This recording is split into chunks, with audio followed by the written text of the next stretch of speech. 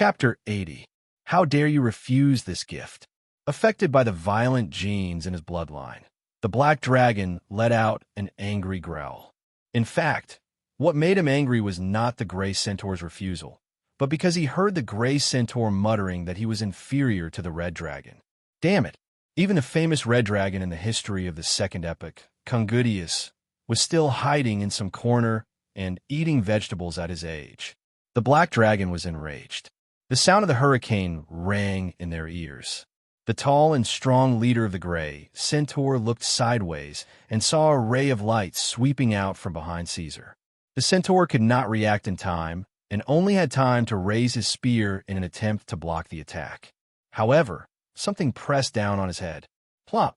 In the next second, the centaur leader was dragged to the ground by a powerful force before he could even make a sound. It was only then that the gray centaurs saw what had attacked them. It was the black dragon's tail, but the end of the tail looked like a dragon's claw. It was very strange, but full of power as it clamped down on the centaur leader's head. In fact, the centaur leader had expected the black dragon to attack after he refused without hesitation. He was already prepared. However, his attention was all focused on the black dragon's limbs and teeth. He did not expect the other party to use the tail to attack him. Therefore, this guy fell for the trick. The claw of the gray centaur leader's tail was firmly embedded in the gray centaur leader's head. First, the gray centaur leader was dragged to the ground. Then, the gray centaur leader was dragged to the front of the black dragon. Black dragon, let go!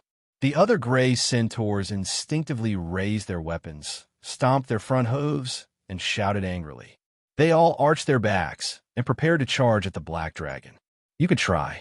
Seeing the gray centaurs stomping their hooves, the Knoll hog took 2 steps forward and spread his 2 furry hind legs. He held a short, heavy axe in his hand and let out a wolf-like growl. At the same time, the orcs in heavy armor also stepped forward. They were already tall and strong, and after putting on their armor, they looked even more intimidating. Pledge your loyalty to me, and I'll let you live. The black dragon had already dragged the centaur leader in front of it. It exerted a little force on its tail and looked down at the gray centaur's face, which was twisted in pain. I can take you away. I can give you status. In your dreams. The centaur leader's face contorted in pain as he gritted his teeth. Kill me if you dare. My people will avenge me. You're actually threatening me? I'm starting to doubt the gray centaur's intelligence.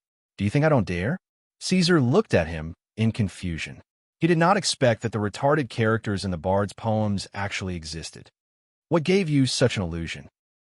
Was it my olive branch that made you feel like you have something to rely on? Or do you think that if I kill you, the Gray Horse clan will fight to the death and there will be no possibility of recruiting them? After Caesar finished speaking, he did not wait for the centaur leader's response. He turned his head and ordered the orcs around him, hold him down. Several ferocious orc warriors immediately stepped forward and waited for the black dragon to release its tail claw. Without another word, they pressed down on the centaur leader's body. These green-skinned beasts were immensely strong, and the captive could not move at all. At this time, the Gray Horse clan was completely agitated. They were ready to charge forward and fight to the death to save their leader. If you dare to take another step forward, I'll kill all your children. In front of your eyes, I'll dismember them one by one. Looking at this scene, the black dragon raised his head gloomily. His words were so calm that it made people shudder. In fact, the Gray Horse clan was a little similar to the orcs. They would not compromise at all and would fight to the death. Therefore, it was very difficult to threaten them. However, this did not mean that they would not accept threats, such as now. If Caesar had directly said that, if you take another step forward, I'll kill all of you, it would not have had any effect. This was because these guys were very tough. They were not particularly afraid of death. Since their clan was going to be destroyed anyway, they might as well fight to the death. However, it was different now. The black dragon emphasized their children. He immediately grasped the Gray Horse clan's sore spot. This clan had a very strong sense of unity. On the other hand, it also meant that they cared a lot about their relatives and their children. In fact, if he wanted to threaten the orcs, he could also use this method. Caesar, This bad embryo, not only had he inherited the black dragon's cruelty and brutality, he had also inherited the human's treachery and cunning. This guy was well versed in the power of words. With just one sentence, he had intimidated the Ma clan, causing them to fall into a state of hesitation. They even began to retreat. This was because these guys found that just as the Grey Horse clan was furious and prepared to attack, the Dragonkin battle lizardmen had quietly circled behind the Grey Horse clan. They were eyeing the children who were hiding behind the Grey Horse clan and had no power to fight back. Seeing that the Grey Horse clan had given up their plan to fight to the death, the Black Dragon immediately turned his head and looked at the centaur leader who was pressed to the ground. "I am willing." At this time, the centaur leader had begun to struggle violently. He said a few words in a trembling voice. It seemed that he was going to give up resistance and swear allegiance. However, Caesar did not give him a chance to speak. He gave a subtle look to Gaul, and the orc commander immediately stepped forward and covered the Grey Horse clan's mouth. The Black Dragon's gaze swept through the group of gnolls several times and finally locked onto a little guy who was hiding behind the group of gnolls. "You come here." The unrelated people immediately moved to the sides, and finally, a small gnoll who was much smaller than the rest of the Grey Horse clan appeared. Your Majesty." Seeing that the Black Dragon was looking at him, the gnoll trembled as he walked out. His clothes were ragged, his body was thin, and his body was covered in poisonous boils. Some of them were even oozing pus.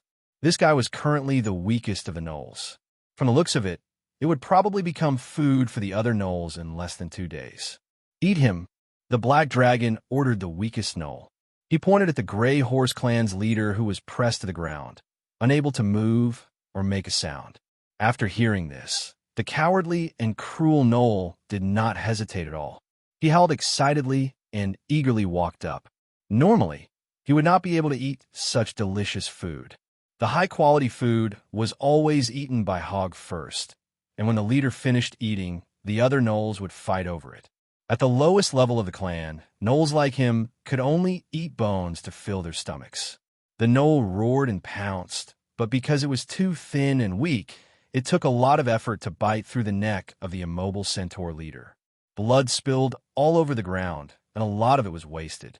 Caesar wanted these Grey Horse clan's strongest leader to be bitten to death by a weak and incompetent gnoll that they could usually kick to death with a casual kick. Resistance is a path to death, and it's so sad. There was no need for the Black Dragon to say this. Letting the Grey Horse clan experience it for themselves would be more profound. Chapter 81. Red Dragon, Red Dragon. The Black Dragon murmured with some annoyance. This guy's neck was flat, and his face was flat as he lay on the ground. His tail drooped down weakly, swaying from time to time. Although the Grey Horse clan had submitted, this did not reduce Caesar's dissatisfaction. On what basis? Why did these guys become so fanatical when they heard about the Red Dragon, and when they wanted to become his dependents, they looked so aggrieved and hesitant? Caesar felt unbalanced in his heart. In fact, this had nothing to do with him. It was purely an inherent perception brought about by the Pinochet dragons. The Red Dragon was worthy of being the head of the evil dragons, and was synonymous with strong, fierce, and unreasonable. On the other hand, people's impression of the Black Dragon was mostly that they were treacherous, cruel, and manipulative, and had no impression of their strength. In addition, the Red Dragon's valiant appearance made the races of the Underdark who worshipped strength more inclined to become the dependents of the Red Dragon, and not the other Pinochet dragons. Mother Kerr, don't let me meet the Red Dragon. I want to fight 10 of the same age. Caesar thought angrily. During this period, he was a little irritable. It seemed that he was about to enter a new round of hibernation. Caesar. At this time, Luna struggled to drag an iron box over with magic. She put it down in front of the Black Dragon and opened it. "Come and play with me. You haven't played cards with me in a long time." This was a game that Caesar found in the memory of his previous life.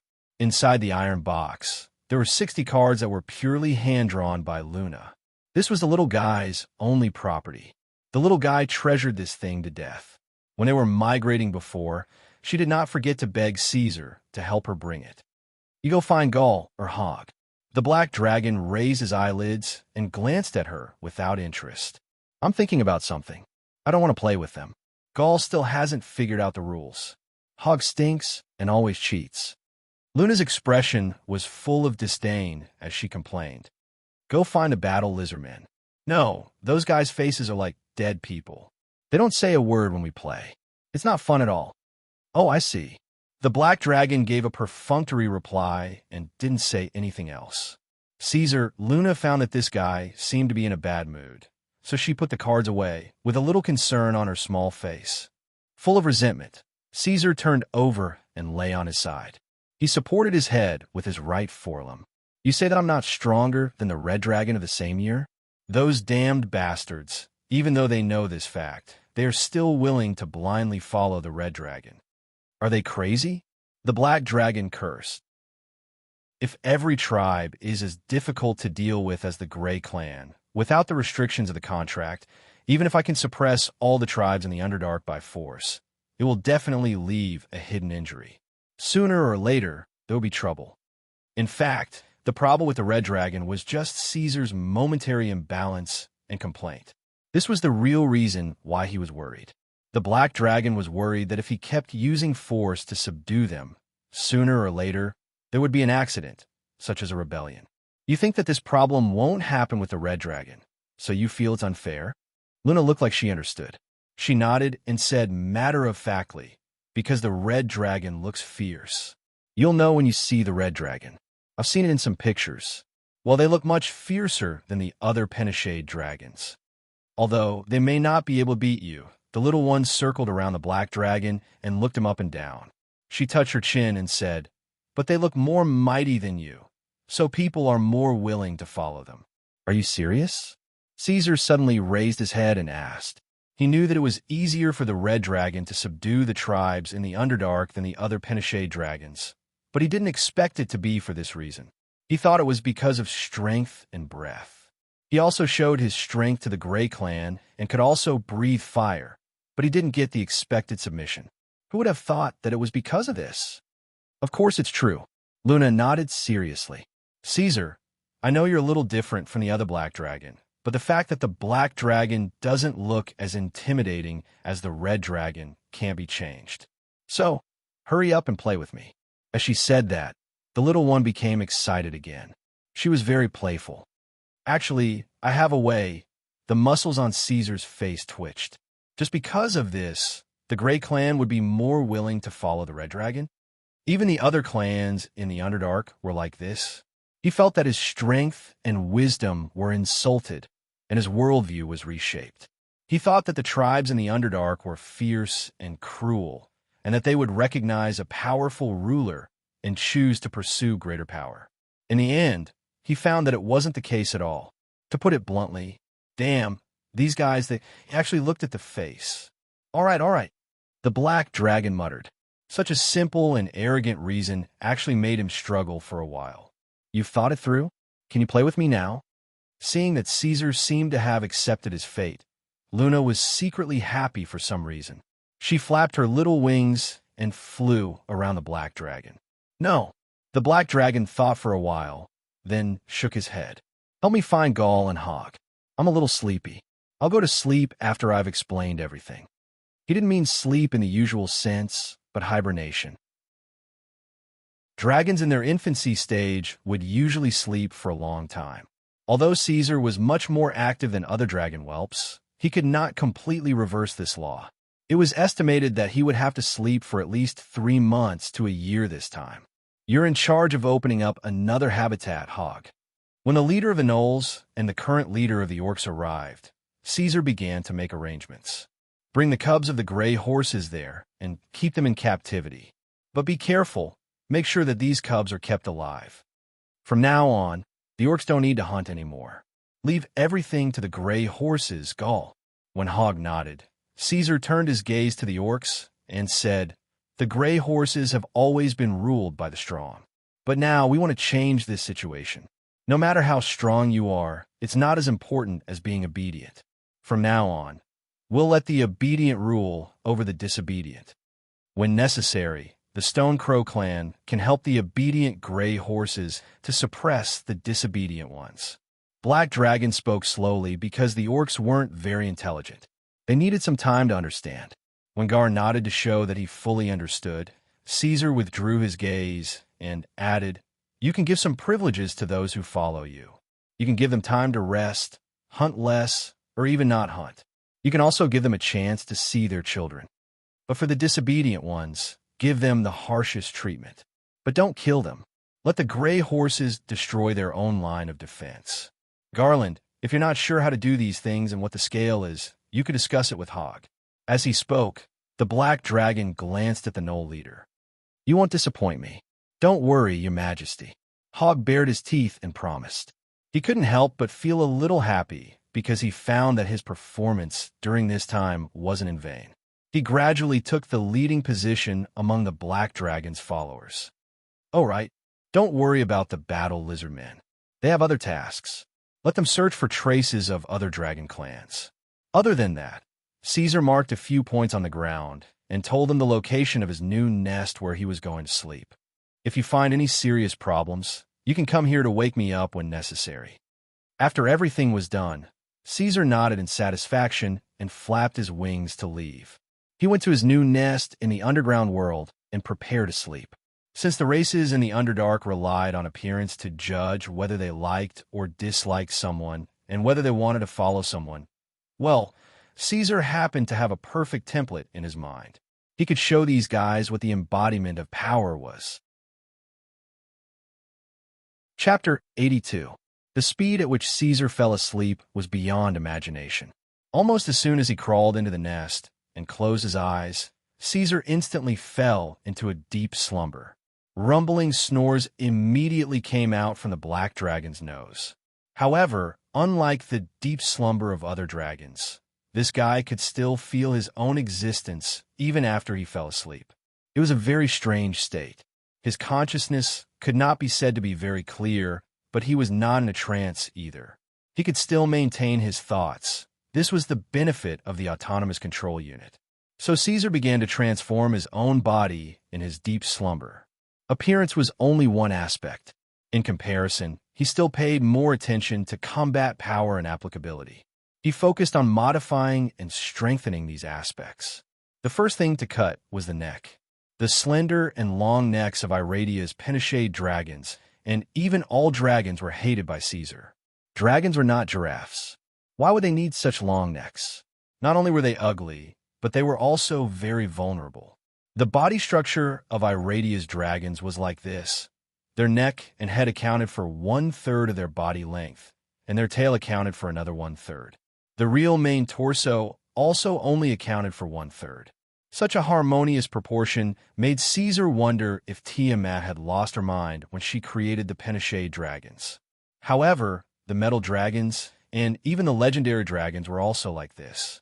This blame should not be shouldered by Tiamat. Instead, it should be credited to the dragon creator, Io. Such a structure made it impossible for dragons to exert their own strength. If it were not for the fact that true dragons were purely magical creatures, they would have fallen from the top of the pyramid to the middle and bottom of the food chain in an instant. Without any hesitation, Caesar chopped off half of the length of his neck, reducing it to half of its original length. He also increased the number of muscles in his neck to increase his strength. This way, his neck immediately became thick and short. It looked much more pleasing to the eye. However, this was not enough. Caesar modified the scales around his neck, making them larger and denser. This could better protect the arteries and nerves, as well as the spitting sac. At the same time, he also chose to strengthen his chewing muscles. This would increase the biting force of his sharp teeth, making Caesar more lethal when facing opponents of the same size. This was prepared for the green dragon. Strengthening the muscles was only the first step. Not only his chin, but also the top of his head and around his ears. As a dragon that focused on close combat at this stage, Caesar needed to protect himself and strengthen the defense of his key parts. Even with the cuticle, he did not stop there. In order to make it perfect, he also grew messy and sharp barbs on the steel layer like fangs. This way, The enemy could not find a place to attack him in the entire upper region. These changes caused his face to become bigger and more intimidating. This was what Caesar was happy to see. Among the Pinochet dragons, other than the red dragon, none of the other blue, green, black, and white dragons were good-looking. This was especially true for the white dragon. These glacier beasts had small heads that looked like snakes. The black dragon of the Swamp of Gloom was not much better. His head was skinny, like a skeleton wrapped in a layer of skin. The newly modified neck and head took Caesar a lot of effort. There was no need to talk about combat effectiveness and adaptability. At the same time, he also took into account the aesthetics and looked majestic. At least from Kaiser's point of view, this was indeed the case. Her current appearance was even more ferocious than what he had originally imagined. This is what a black dragon should be. I've already given up on the skinny and weak black dragons of Eladia. However, the strengthening of the entire upper part of his body was not without a price. The cuticle, which was as hard as steel, consumed a huge amount of physical resources, causing Caesar's body to shrink by more than one size. His body, which was originally close to 13 meters, shrank back to 11 meters. However, this was not important because Caesar was now in a hibernation period. His body had begun a new round of rapid growth. The rich nutrients accumulated from his terrifying appetite and the body's potential that he had squeezed out with all his might during the war were all released at this moment. Therefore, in just the first month after his hibernation, this guy's body returned to its original state. Moreover, it did not stop and was still growing wildly. This made Caesar feel relieved again. To be honest, he was still a little worried when he realized that his body had shrunk. This was because at this time, the ratio of the modified head and neck to the body was not harmonious, causing the whole dragon to look strange and heavy. At that time, his posture and aura had not been seen. Instead, he looked like an underdeveloped deformity. However, if he wanted Caesar to tear down everything and adjust again, he was a little unwilling. After all, fine-tuning every muscle and constructing a new cuticle was an extremely laborious task. It was not easy to balance strength and beauty. Every part had to be carefully and meticulously sculpted. If his body stopped growing, he would rather have this deformed appearance than tear it down and redo it. He could only wait for the next hibernation to develop and adjust again. Fortunately, the worst outcome did not happen. The 2 bronze rewards from before, the strengthening potion, although the name was a little vulgar, the effect was not ordinary at all. It continued to exert a subtle influence and continuously promoted the growth of the black dragon.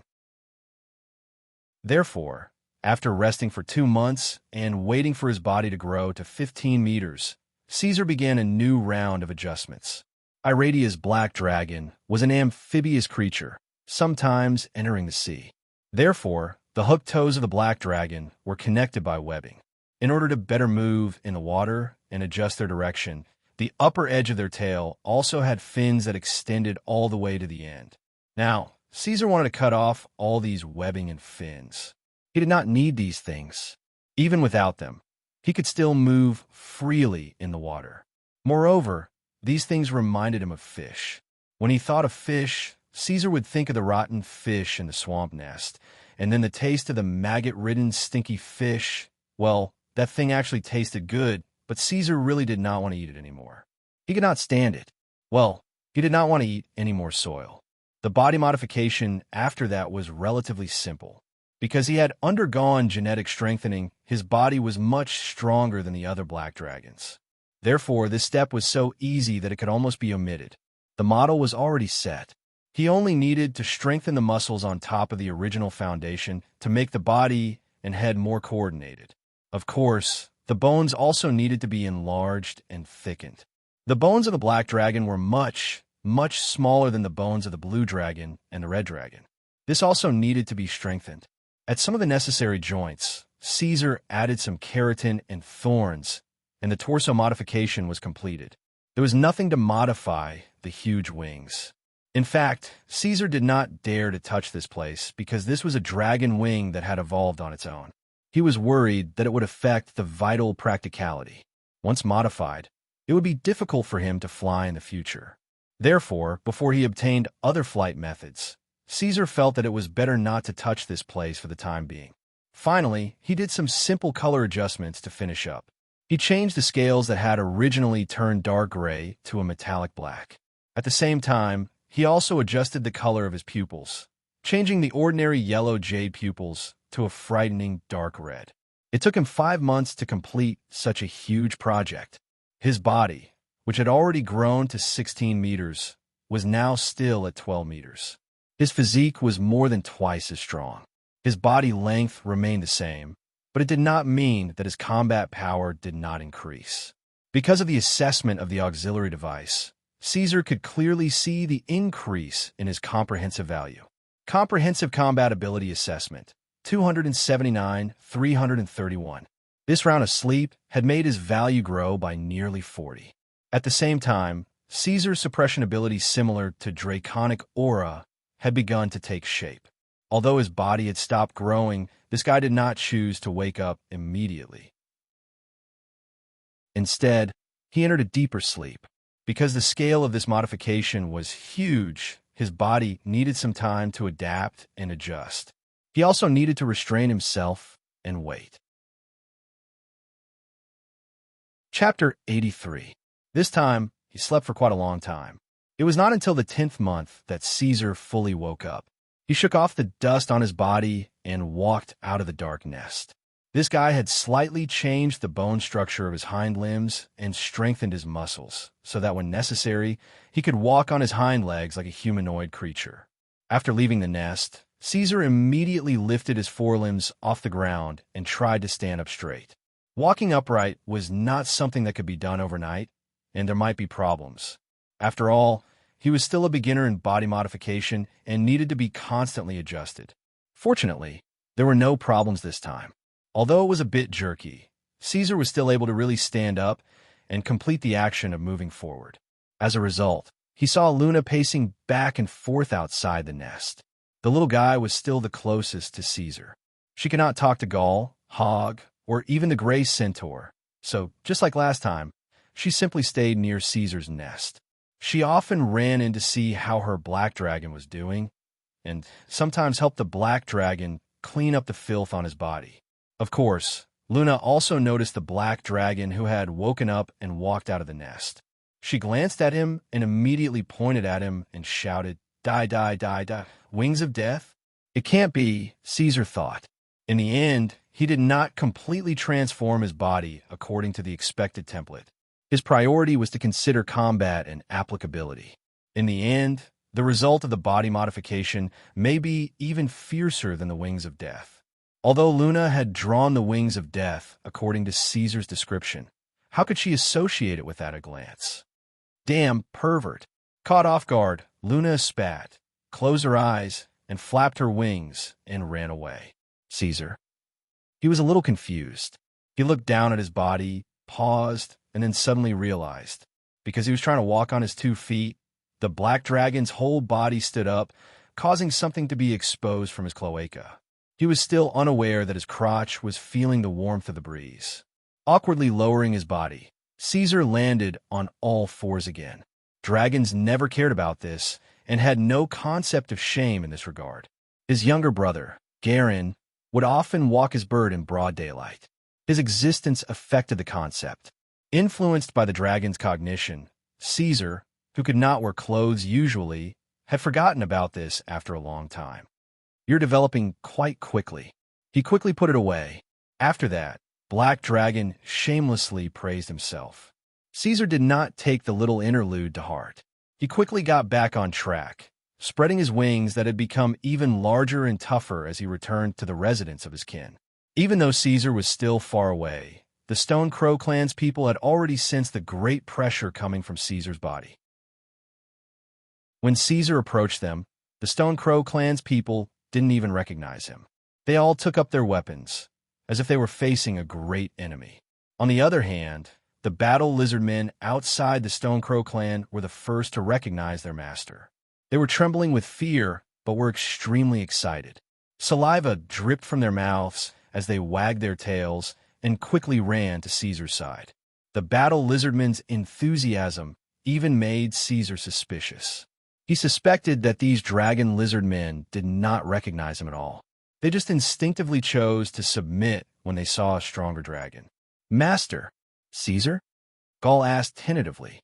He gathered together with his comrades from the Stone Crow clan, holding weapons in his hands. He seemed hesitant and cautious. This actually had nothing to do with the orc's intelligence. It was just that the black dragon's appearance had changed too much. It was not an exaggeration to say that he had turned upside down. From a human's point of view, they would probably think that this guy had undergone plastic surgery. It was as if he had changed his face. Even his body had changed. It was no wonder that the orcs were hesitant. Even the color of Caesar's eyes had changed. Perhaps only those who stayed by his side every day and watched him change the forest fairies would think that there was no problem. "Looks like you guys are doing well." Caesar glanced at the living conditions of the Stone Crow clan. In the past 10 months, these orcs had changed to a certain extent. They had taken off the heavy responsibility of hunting and had enough time to rest and build a habitat. Many of the orcs had a mount wolf by their side. The clan had also built a new animal pen where some relatively docile native herbivores were kept. It seemed that they had started to develop a breeding industry. Although the number was small, this was enough to make Caesar satisfied. This was a good thing. Caesar knew that as time passed, the number of his followers would grow bigger and bigger. He would not be able to rely on hunting to meet the food requirements sooner or later. However, he could not allow his followers to kill and eat each other. Many of the Penishade dragons did this. This black dragon from another world had even considered developing agriculture. However, it was not the right time yet. First of all, the Underdark was not suitable for growing crops. All the plants here were slightly poisonous. Eating them for a long time would not be enough. Secondly, farming was not easy to do. Neither the orcs, gnolls, battle lizard men, nor the gray centaurs could do it. Caesar did not know how to do it either. He could only recruit the elves, humans, and dwarves when the time came. However, he heard that the Taurns were good at farming. They could be considered as his first consideration. These were all things that could be done when he returned to the surface world. For now, as long as he could develop a large-scale breeding industry, Caesar would be very satisfied. "It's Hog." After recognizing Caesar, Gaul let down his guard and walked towards him. "The Gnoll leader has helped us a lot. He taught us how to tame mount wolves and raise other creatures." It seemed that the Gnoll leader was still a reliable person. His ability was not low. Caesar thought for a moment, then suddenly asked, "What about the gray centaurs? Shouldn't you be watching them hunt?"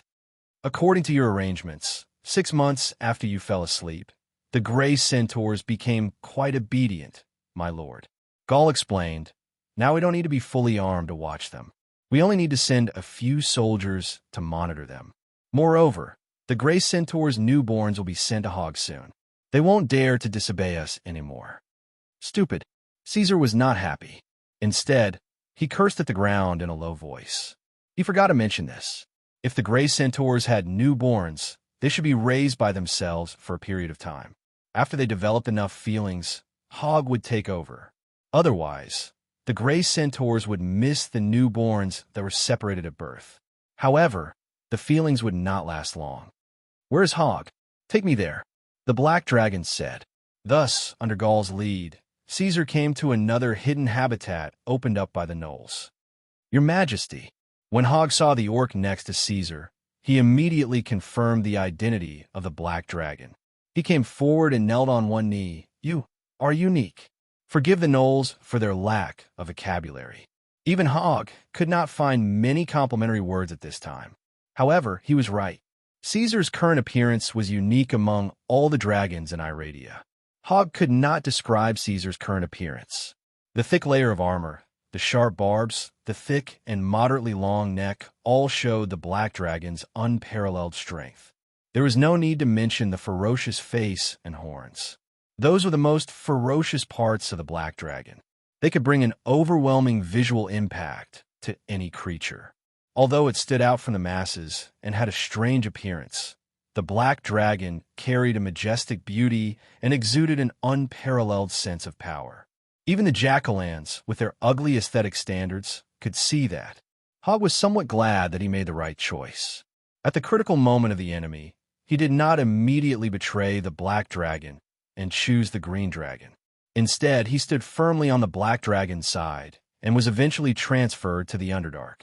Now, Hogg could already foresee that in the near future, the black dragon would be much, much stronger than the so-called mother of poison. Chapter 84. When we parted ways, we marked all the gray centaurs.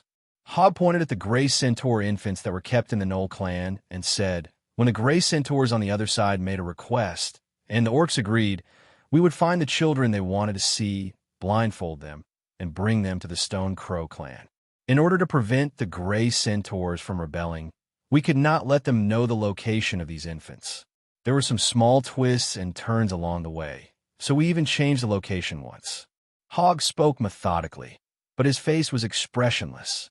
He actually knew so much. Caesar lowered his head and secretly glanced at the Knoll leader. This guy was not bad. If it were not for his limited strength, he would be considered a fierce character in Iradia. At least now he was playing the role of the army's chief manager. He was quite responsible. However, the dignity of the Black Dragon still had to be maintained, so Caesar grunted and breathed out 2 long white breaths from his nostrils.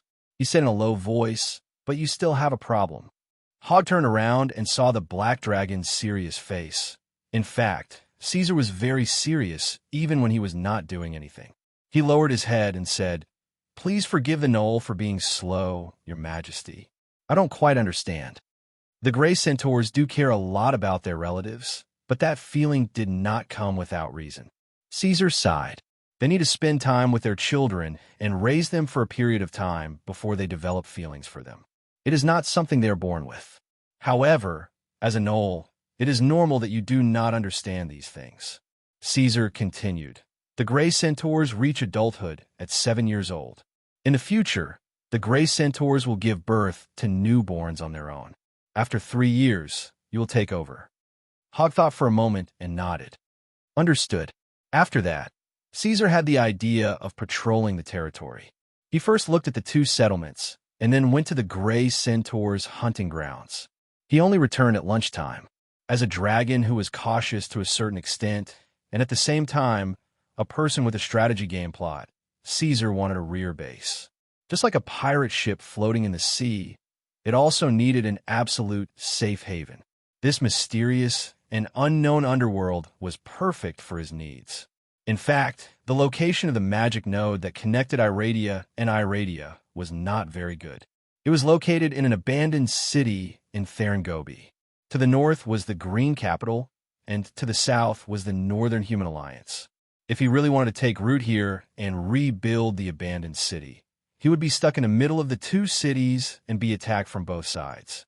But on the other hand, if Caesar could really become strong after defeating the Green Capital, the rich rainforest would inevitably be in his pocket.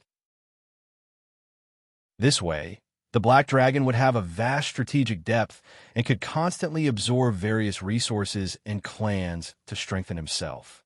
At the same time, because the abandoned city was closer to the humans, it could be used as a fortress. In the future, even if he did not use force against the Human Alliance, its existence itself would be a deterrent.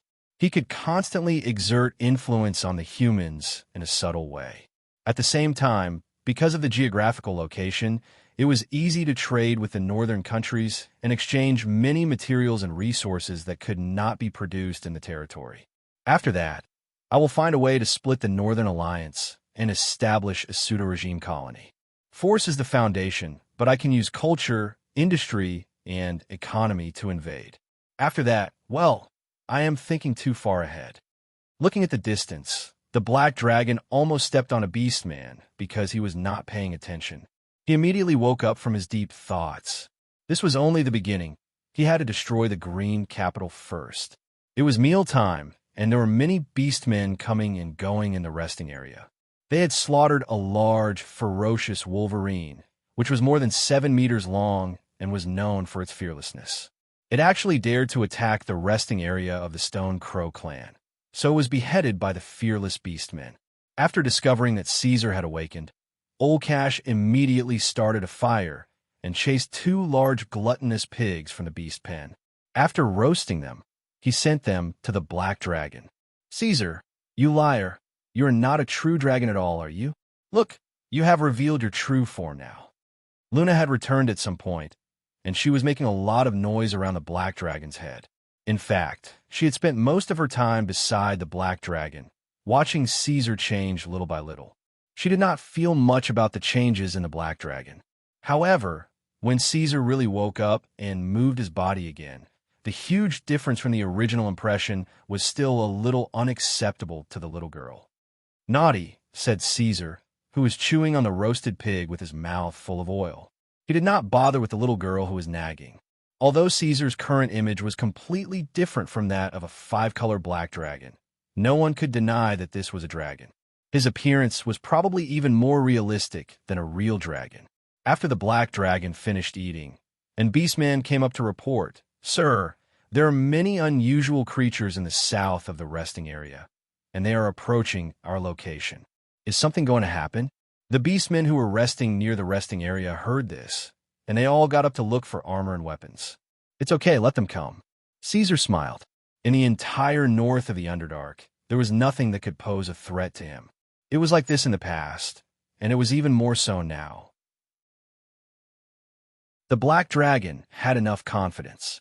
Perhaps the only thing that could make him feel a little bit of fear was the lord in the south who had not shown his face, and who might possibly exist. To be honest, the soil in the south was dirty, and the shadow energy was denser and denser. It was full of skeletons and ghosts. Even if Caesar could not wait to rule the entire Underdark, he was not too willing to go there to gather followers. He was not interested in the undead creatures. This unique black dragon stood upright, and his suddenly increased vision and sharper vision allowed him to see the appearance of the outsiders clearly from afar. A group of Darkvale manticores. That was the superior species of manticore. No matter how you looked at these fellows, they were 100% monsters. They had the heads of humanoid beasts, the bodies of lions, and the wings of dragons. They were like hybrids that had been forcefully put together by something. The backs of the Darkvale manticore were full of curved barbs, and the end of its long tail had a swollen tubular opening. Caesar grinned. He was just about to look for them, but he did not expect these fellows to come to him first. The Darkvale manticore's close combat ability was not strong, but they could spit out thorns from their tails, and with their dragon-like wings, they could fly. They could be used as long-range troops or as mounts, enough to make up for the shortcomings of the Black Dragon army. All of Caesar's followers were created to deal with the Green Capital. The Darkvale manticore that lived in the Underdark had the ability to fight against the Thorn Beasts. Although the strength of their attacks was not as strong as the beasts that could spit out thorns, they had the advantage of high frequency and tricky angles. The group of manticores stopped far away from the Stone Crow clan. These manticores were much more intelligent than any of Caesar's subordinates. Therefore, they only sent 2 manticores to approach the Stone Crow clan's battle lizardmen. "My king." The battle lizardmen quickly entered the resting place. "The Darkvale manticore has heard of your name and rushed over from a distant mountain stream, wanting to see the true dragon." The black dragon let out 2 disdainful snorts from his nostrils. He knew clearly what the group of manticore was planning. These fellows had probably heard of his news from somewhere and wanted to see what was going on. If possible, they would even attack the dragons. "I'll be right here. Let them come over on their own." Caesar looked at the battle lizard men prostrating on the ground. He could feel the respect from the hearts of these dragon descendants, and he gave the order in a low voice. Chapter 85. Caesar realized something.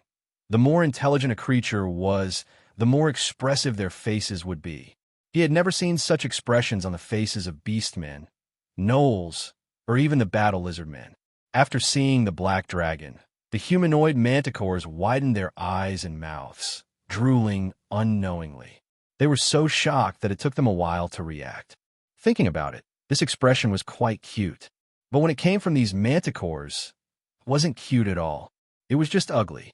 Even the careless and slovenly-looking beastmen were jealous of their appearances.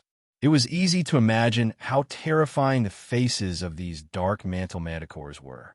"You are the greatest true dragon I have ever seen in my life." After a long pause, the leader of the manticores took 2 steps forward and lowered its head in front of the black dragon. It said softly, "You are the center of the world, the ruler of the world. Your majestic aura and majestic figure make me want to destroy my own eyes. Because I know that everything I see from today onward will be extremely ugly and dim in comparison to you." "Stop!" the leader of the beastmen shouted. Gaul took 2 steps forward and stood in front of the black dragon. "Manticore, explain your intentions to the Lord first." "Don't."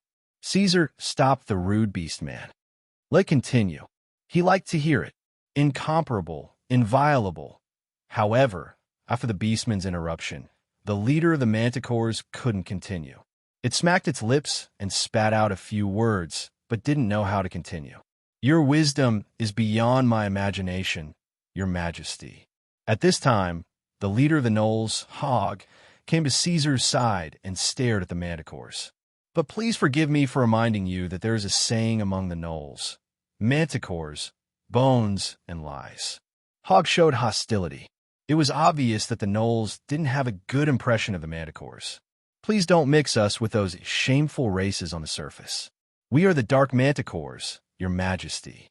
The leader of the manticores turned its head and smiled, revealing dense rows of teeth that were as thin as steel needles. It stared at Hog as it spoke. They had multiple overlapping layers of pupils, which made people shudder uncontrollably at a glance. Hog didn't say anything. He just waved the short, heavy axe in his hand. Without waiting for him to make a sound, the jack-o'-lanterns quickly gathered around him and kept growling. The manticores also raised their tails. "Enough!" The black dragon, who had been watching coldly from the sidelines, finally spoke. Caesar exuded an oppressive aura that was almost tangible, causing the originally tense atmosphere to dissipate in an instant. The wolf cubs all let out aggrieved whimpers, unable to stand steadily. The manticores also hurriedly retracted their hostility and adjusted their attitudes. "State your intentions." Caesar raised his chin. His cuticle, which was shining with a metallic luster, was dazzling under the refraction of light. The leader of the manticores moved forward again, ignoring the covetous orcs and gnolls. It approached Caesar, knelt down, and kissed the black dragon's claw with its deep purple lips. It swore, "Praise be to you, great dragon. From this moment onwards, the dark manticores are willing to be your most loyal servants, until death do us part." Looks really do matter, Caesar thought to himself, but his expression didn't change. He casually glanced at the assessment results of the dark manticores on the auxiliary device. Overall combat ability assessment. 80/100. It was slightly biased. Caesar felt that this number was a little high. The auxiliary device determined the assessment based on the target's ability to kill. However, the dark manticores focused too much on the attack of their stingers. They were very weak in close combat and defense. For example, if they were surrounded and couldn't fly, a group of gnolls would be able to tear them apart. After all, they were machines. They didn't have the ability to think, so they couldn't be perfect. Caesar didn't ask for anything. It was enough that he knew about it.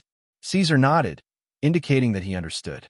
He naturally took the dark manticores into his inventory, making up for the lack of long-range units and adding them to the Black Dragon army. Very soon, the Shadow Manticore received its first mission, return to Earth. Caesar ordered them to return to the underground stream and send their children to the orcs' residence. On the way back, Caesar also ordered the Dark Manticores to spread the word about the existence of the Black Dragon Lord. It didn't take long for him to feel the benefits of the transformation. The Shadow Manticore's first mission was completed perfectly. With this wave of advertising, the Dark Dragon didn't even need to leave its habitat to attract countless clans from the north of the Underdark. Enkeggs, boars, hounds, shapeshifters. Groups of evil races came to the residence. After seeing Caesar, they chose to join the Black Dragon army without hesitation. 2 months later, inside the hall, which was built with piles of white bones. The light flickered between bright and dark. Faint phosphorescent flames surrounded the hall, and the dim light left deep marks on the texture of the bones. The hall was quiet, and the air was filled with an eerie aura.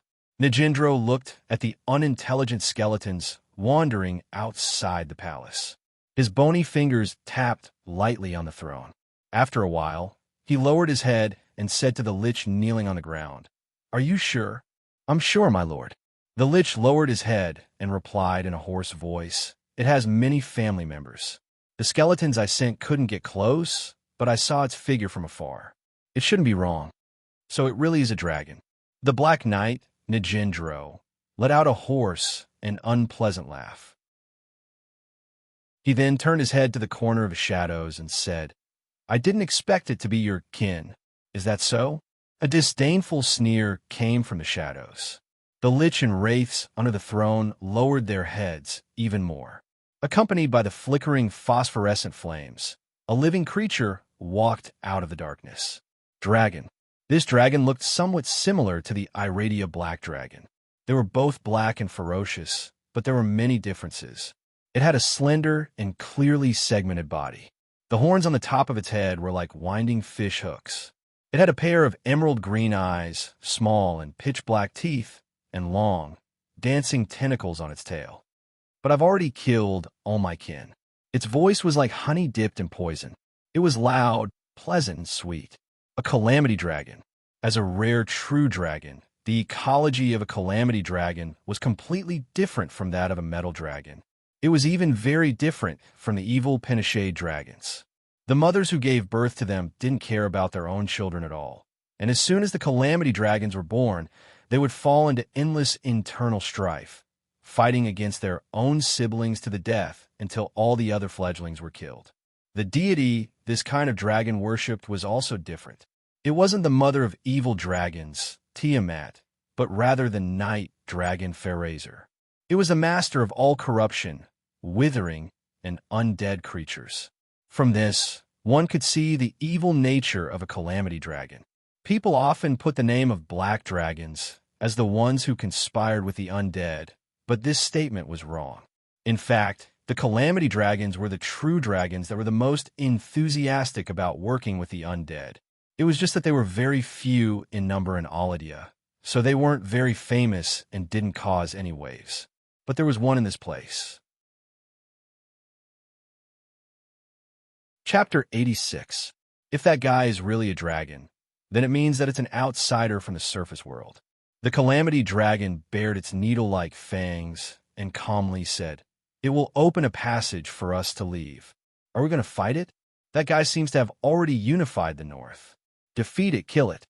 Nijindro on the throne changed his posture, supporting his head with his forearm that was wearing a steel gauntlet. The soul fire in his eye sockets burned brightly. This will become the largest war in the history of the Underdark. I'm looking forward to it. Whispers and excited roars could be heard from the Hall of Bones. These undead creatures were quite warlike and hated all living creatures. The Black Knight's strength was not inferior to the Calamity Dragons, and they were the common masters of the undead domain. Are you joking? The Calamity Dragon in the corner suddenly raised its head, sweeping its emerald eyes around, and the whispers gradually subsided. It paused for a moment, then said, "You don't have any information about a true dragon that you don't know the depth of, yet you want to directly start a war. You guys, do you really think you can't die?" The Calamity Dragon stared at the liches and wraiths until they trembled in fear. It can unify the North in such a short time, so it's at least an adult true dragon. You actually think it's weak? This is a meaningless war. Even if you win the end, what good will it do you? Satisfy your lowly and boring emotions? Ridiculous. The Calamity Dragon snorted and sneered. All you think about is destroying the world.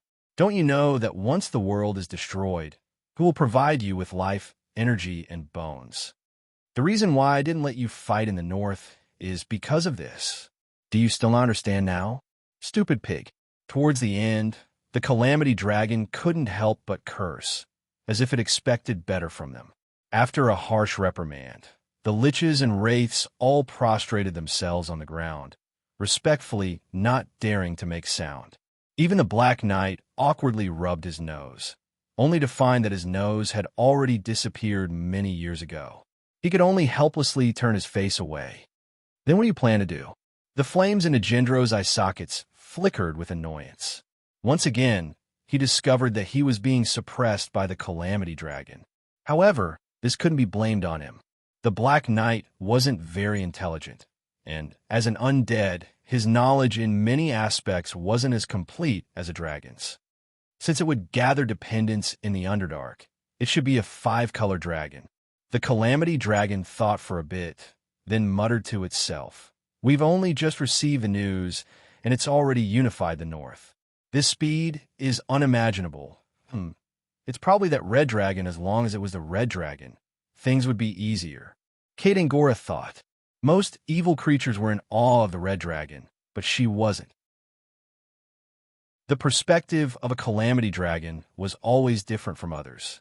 In Angora's opinion, the red dragon's carefree and reckless personality was easy to control, and it was easy to order her around. As long as she used the right techniques, it would be easy to order the red dragon around as she pleased, and those guys wouldn't even know it and would never get tired of it. The Calamity Dragon despised all fair battles. It prioritized using tricks and deceit to control its enemies, and if it really wanted to go to war, it would send its controlled allies or undead creatures to weaken the enemy. It almost never faced its opponents head-on. Of course, this also had to do with its weak combat ability. Although Angora hadn't seen the red dragon with her own eyes, the inheritance from the Calamity Dragon had taught her a set of systematic methods to deal with the red dragon. How about this, Najindro? You lead some skeleton knights and come with me to visit this neighbor first. The Calamity Dragon said, then extinguished its dragon aura and cast a transformation spell on itself. Angora pondered over the red dragon's aesthetics. Then, after some consideration, she finally shaped herself into a tall half-elf beauty. Her black hair was tied up behind her head, and she wore a thin robe that outlined her graceful figure. "Let's go." Angora adjusted her voice to a comfortable and gentle tone, then blinked her long and narrow eyebrows and said to the Black Knight, "TSK Tisk."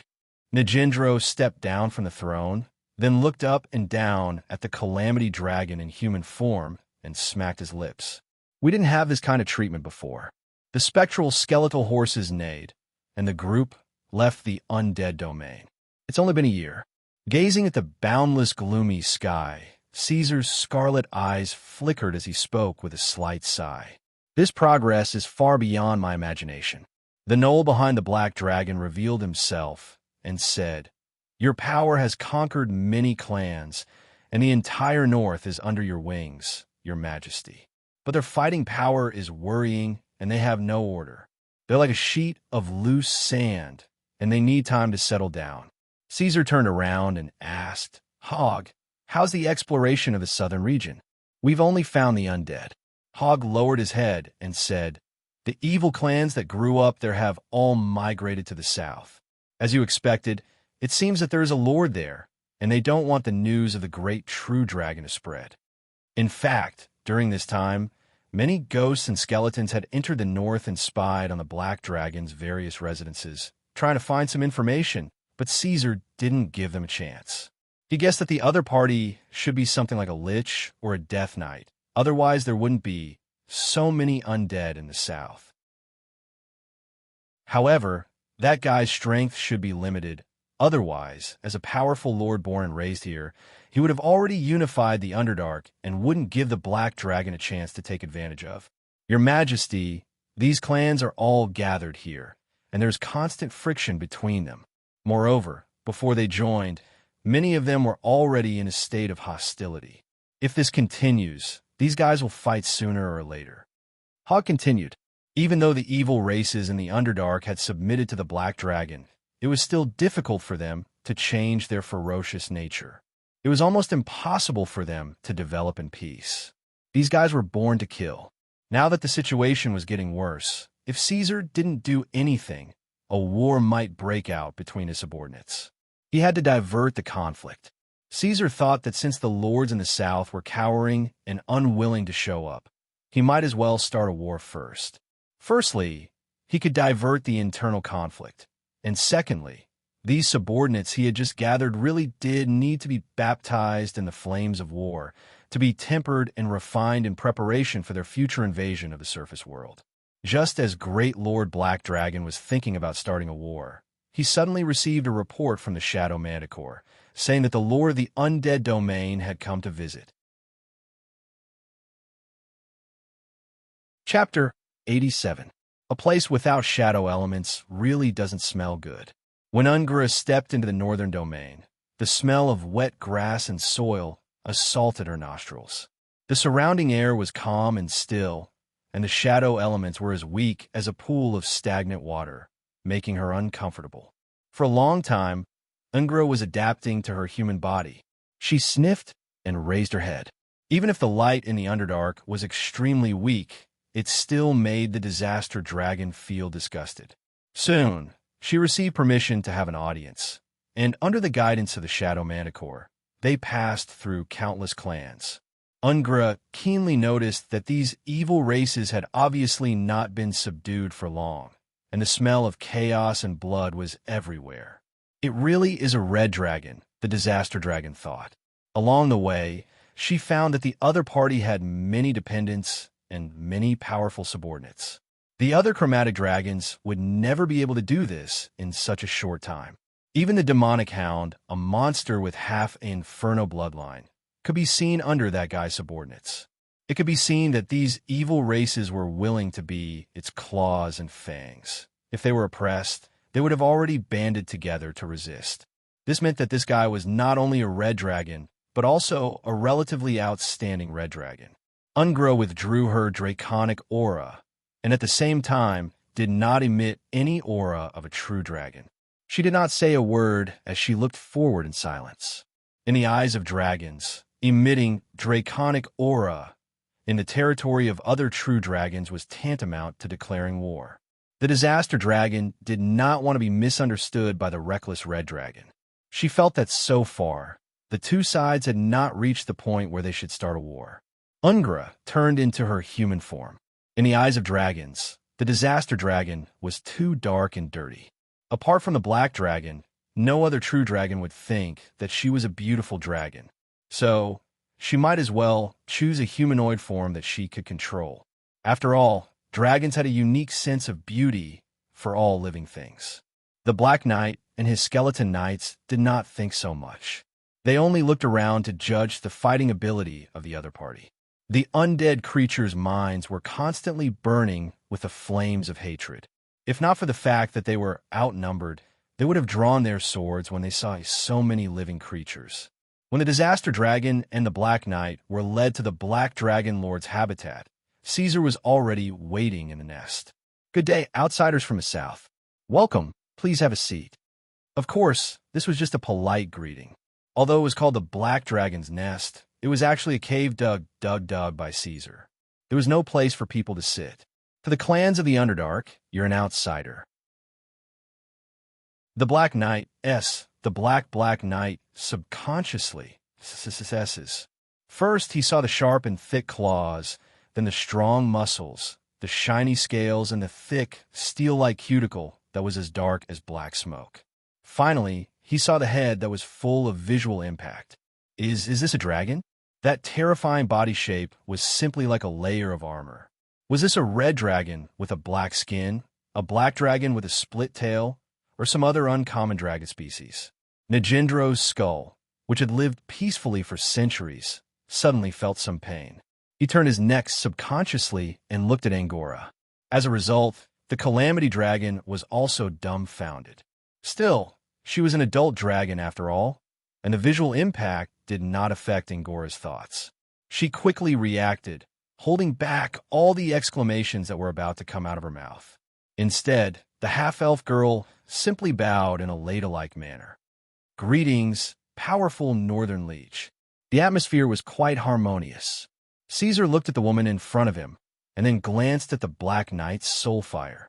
The values displayed by the assessment device were about the same, around 260.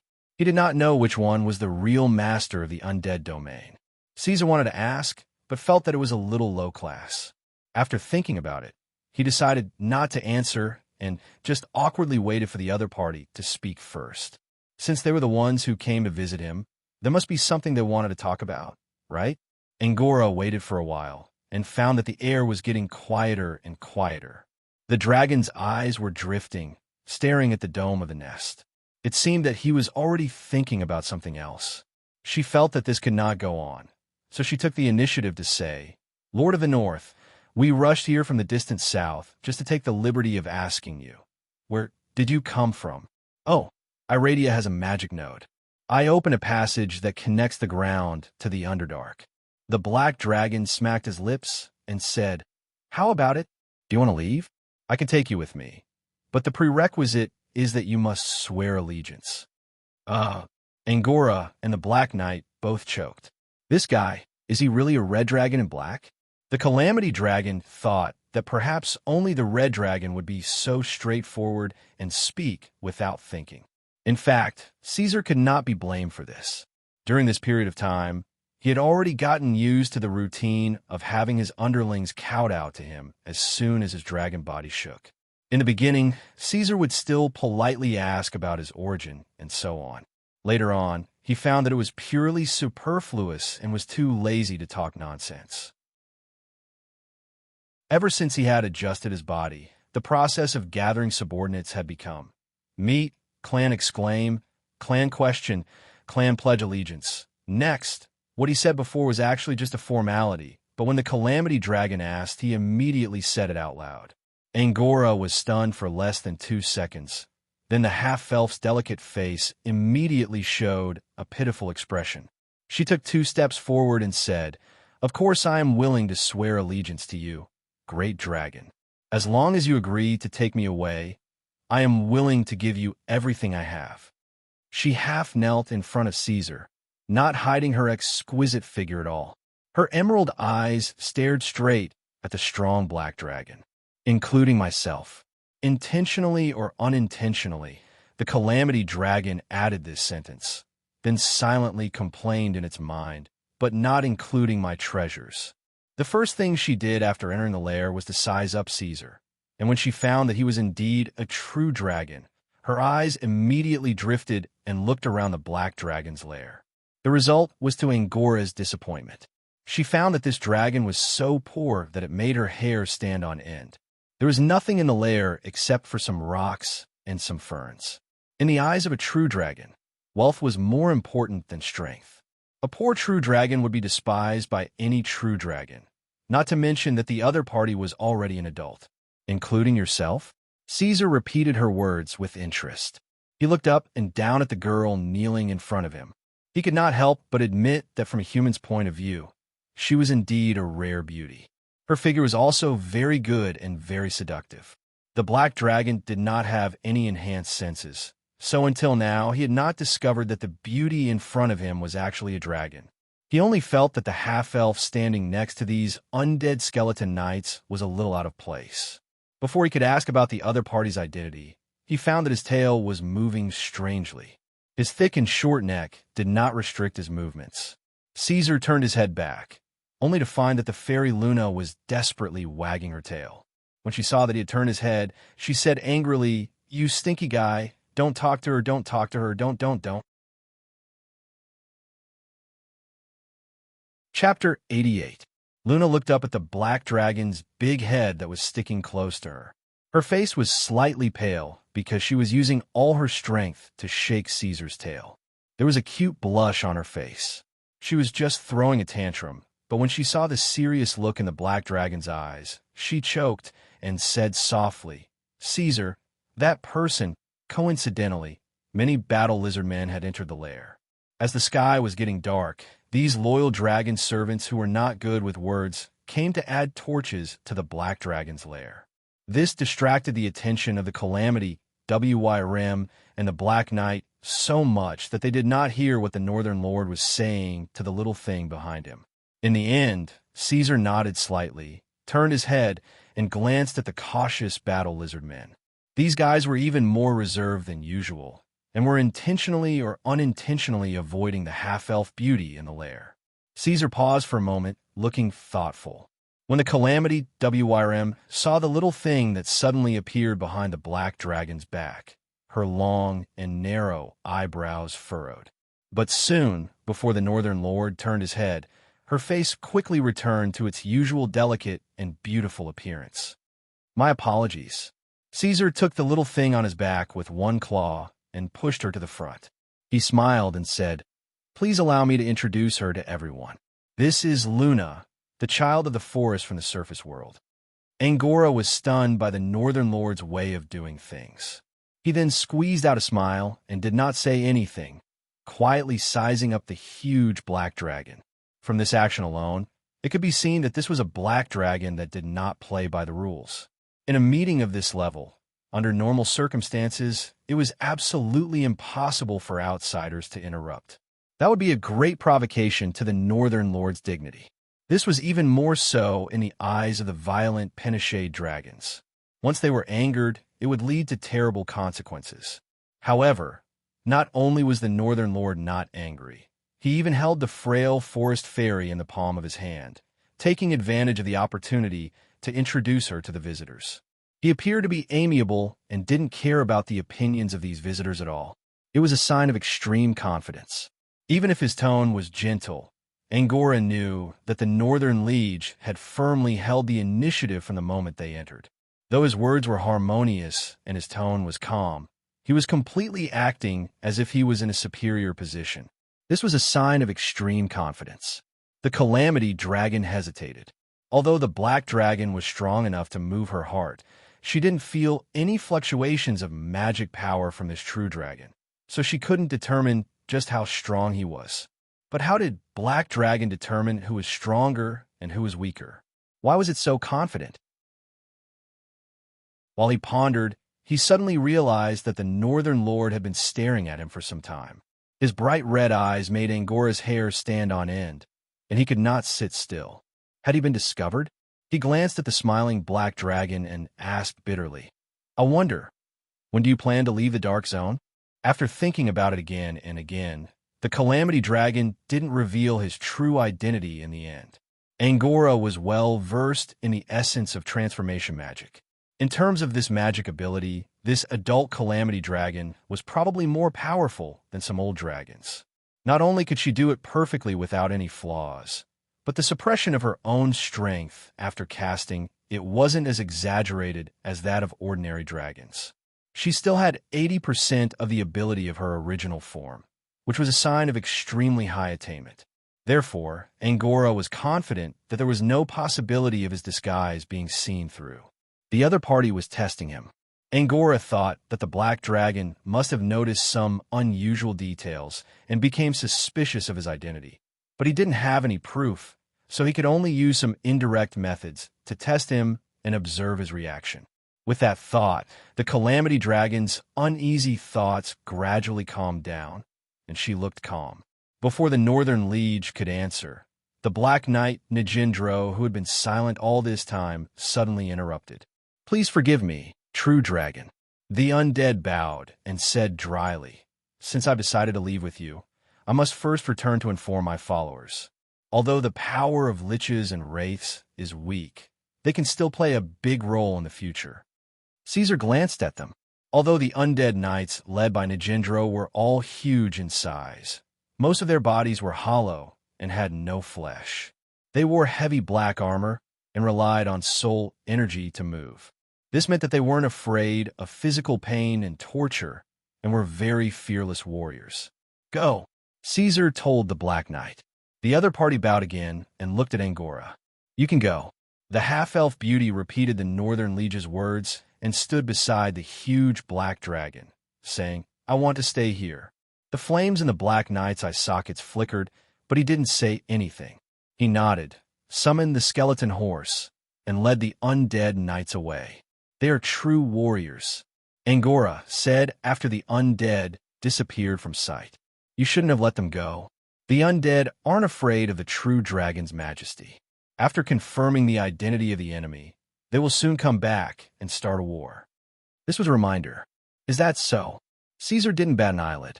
Instead, he looked at the half-elf curiously. I feel sorry for your companions. They were betrayed just like that. There is no comparison between the undead and the true dragon. The Northern Liege's sarcastic words didn't provoke Angora. The half-elf's face didn't show any shame, and he said frankly, when faced with a choice, all living beings will choose the one that benefits them. In comparison, I think you should pay more attention to the undead army that is about to attack. Nijindro has been entrenched in the south for many years, and his forces are powerful. The Calamity Dragon continued. Caesar didn't say anything. Instead, he stared at the half-elf until Angora felt goosebumps all over his body. Only then did he chuckle. I'll wait. Those little ones can't wait any longer. They need a war too much. For a true dragon that was almost 13 meters long and twice the size of an ordinary red dragon, those minions were probably just little ones to it. Ungra the dragon of Calamity thought. After saying that, the black dragon began to move his body. He slowly stood up from his half-crouched position. The friction between his cuticles and scales made a clanging sound. His eyes had already drifted out of the nest, and he muttered in a low voice, "The undead aren't creatures that can't be killed."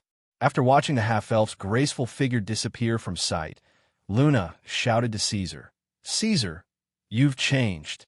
You weren't like this before. She lied to you, and you actually let her go. Tell me, do you like this female dragon?" Caesar responded with a yes, and then he realized what Luna had said. He turned around and glared at the little one. What nonsense are you talking about? That's a true dragon with magical abilities. Wouldn't it be better if she could join the army? So let's wait and see first. Caesar didn't know the purpose of the dragon's identity. He was giving the dragon a chance.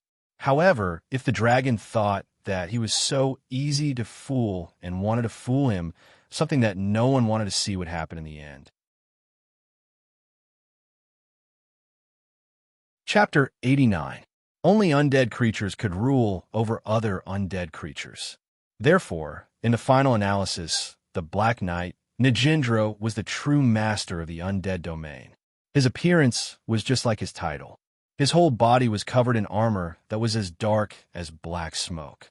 His originally pale, skeletal body had been corroded by the shadow magic over the years, revealing the imposing aura unique to the Death Knight. Compared to the far-sighted and meticulous karmic dragon, Nijindro was a pure undead. He had the attitude of an undead towards everything, slaughter and destruction. Of course, he couldn't just crawl at the feet of the black dragon. As a king who had ruled the undead domain for 100 years, Nijindro couldn't do such a thing without a fight.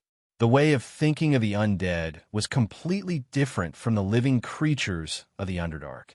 After seeing the majestic black dragon, Nijindro's first thought was not to submit, but to war and plunder. Looking at the unbelievably strong guy, he wondered what would happen if he turned him into a corpse dragon. In the undead domain, there were 3 hidden pools of shadows, all of which were now under the control of Nijindro. They were rich in magic and could turn any dead creature into an undead. All that was needed was time. And the concept of time for the undead was even thinner than that of long-lived creatures like dragons. Therefore, when he saw the Northern Lord and his numerous relatives, Nijindro immediately coveted them. If he could kill all of them and drag them to the burial ground, his strength would be greatly supplemented. The undead hated all living creatures, especially the black dragon and its kin. If it wasn't for the request of an ally, Gandro wouldn't have even bothered to pay a visit to the Northern Lord. Instead, he would have led his skeleton army straight to the Northern Lord. Of course, the result was the same now. However, due to the situation, Nijindro didn't communicate much with the karmic dragon before he left.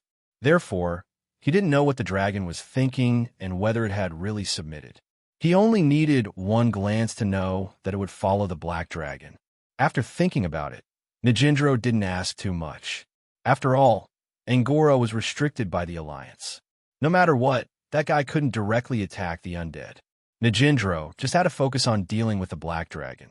Without the karmic dragon by his side, he immediately objected to Angora's words. Even if the undead could suppress their hatred and not attack the North, could they coexist peacefully? Would the dragon not take the initiative to attack the south? The Black Knight would never allow the dragon to attack the undead domain first. The pool of shadows were extremely fragile, and once damaged, it would leak greatly and it would be difficult to rebuild. It was their foundation. The undead would never allow any creature to touch it. From Nagendra's point of view, a war was inevitable. Without the karmic dragon by his side, the Black Knight found that his intelligence was gradually becoming more prominent. In fact, as a high undead that had lived for hundreds of years, this guy's intelligence wasn't low. It was just that he was usually too lazy and habitually relied on the karmic dragon, which was better at scheming. According to what Nagendra saw at that time, although the Lord of the North had many family members, those evil races had no rules or discipline to speak of. They were not on the same level as the undead army that only knew how to obey and live for war. Although the dragon itself was certainly very powerful, the flow of war couldn't be changed by an individual. Attacking the north now would be their best chance of winning. That was Nagendra's judgment. Take the initiative to attack the north, capture the dragon, and force it to reveal the passage out of the Underdark. Then kill it, drag it into the burial ground, and turn it into a skeleton dragon to help him. The Black Knight had even thought of a whole set of procedures. He leaned on his head and thought for a while, sorting out all his thoughts. After confirming that there were no mistakes, Nagendra on the throne began to issue an order. Ritu, here. The tall skeleton knight immediately replied with his chest puffed out. Lead the Death Knights into this place first. Nagendra pointed at a river bank on the map, which was located on the flank of the Black Dragon's nest. Before the third day, you must arrive here. The Black Knight's dark finger pointed at the river bank on the map. After arriving, stop moving, extinguish your soul fire, hide, and wait for orders. Yes, Lord Nagendra. Sabo came. Here. They answered in unison. Find a way to go around the enemy's rear, build a cemetery, wake up the sleeping corpses on the ground, and complete the harassment work. Understood. The liches nodded. Stein. Here. Take your gargoyles. You are the pioneers. Search and clear the path ahead, and ensure that the army's advance is smooth. Yes. Nagendra looked up, the soul fire in his eye sockets throbbing vigorously as he coldly swept his gaze across all the undead. We have been trapped here for too long. Thank you, Goddess of the Night, for giving us hope to break free from our shackles. That is why you must be decisive and swift in carrying out every task, and be meticulous. In the end, we will capture that dragon and force it to tell us the path to the surface, and then make it one of us. The Black Knight walked down from the throne and drew his mottled two-handed sword that was full of engravings from the hilt, pointing it forward. The undead army will win. The undead army will win. The undead creatures all roared in joy, the blue soul fire surging in their eye sockets and mouths. At the same time, a gloomy light shone through the pine forest. Ungra, the dragon of calamity, lowered her head and looked at the busy evil races below, her eyes narrowing slightly. She did not expect that she would be completely ignored. Ever since the end of the last meeting, she was not arranged to meet with the Northern Lord, but was instead placed in an independent area, where no one cared about her. Damn it, could it be that Guy has a unique aesthetic view of the human form, and has grown deformed? The development of the situation was beyond Ungra's expectations, causing her to curse under her breath. To be honest, she still had a good impression of the powerful Black Dragon, but this could not affect the plan of a Dragon of Calamity. The so-called betrayal of the undead was only intentional. Letting the Black Dragon Lord know about this matter in advance would not have much of an impact on the outcome of the war, and she could also use this to win the trust of the Northern Lord. As a Dragon of Calamity, Ingra was proficient in curse magic and poison abilities, but not in frontal combat, so she did not intend to have a direct confrontation with the Black Dragon. Instead, she wanted to find a way to win the Black Dragon Lord's trust and get close to the Black Dragon, looking for an opportunity for the other party to be careless. In the end, Ingra intended to use poison to force the Black Dragon to submit and signed some oaths to be ordered by her. This was the best outcome. But now she found that she did not even have a chance to talk to the black dragon, let alone win his trust. Don't be anxious. The more anxious you are, the easier it is to be exposed, and the problem will be discovered, Ungra said to herself, guessing that this was the black dragon's vigilance. The other party should also be observing her performance, so she could not give herself away and be discovered to be a true dragon. Thinking about this, Ungra wiped away the impetuous emotions from her mind and planned to suppress them for a while. In any case, Najindro's undead army was expected to arrive soon.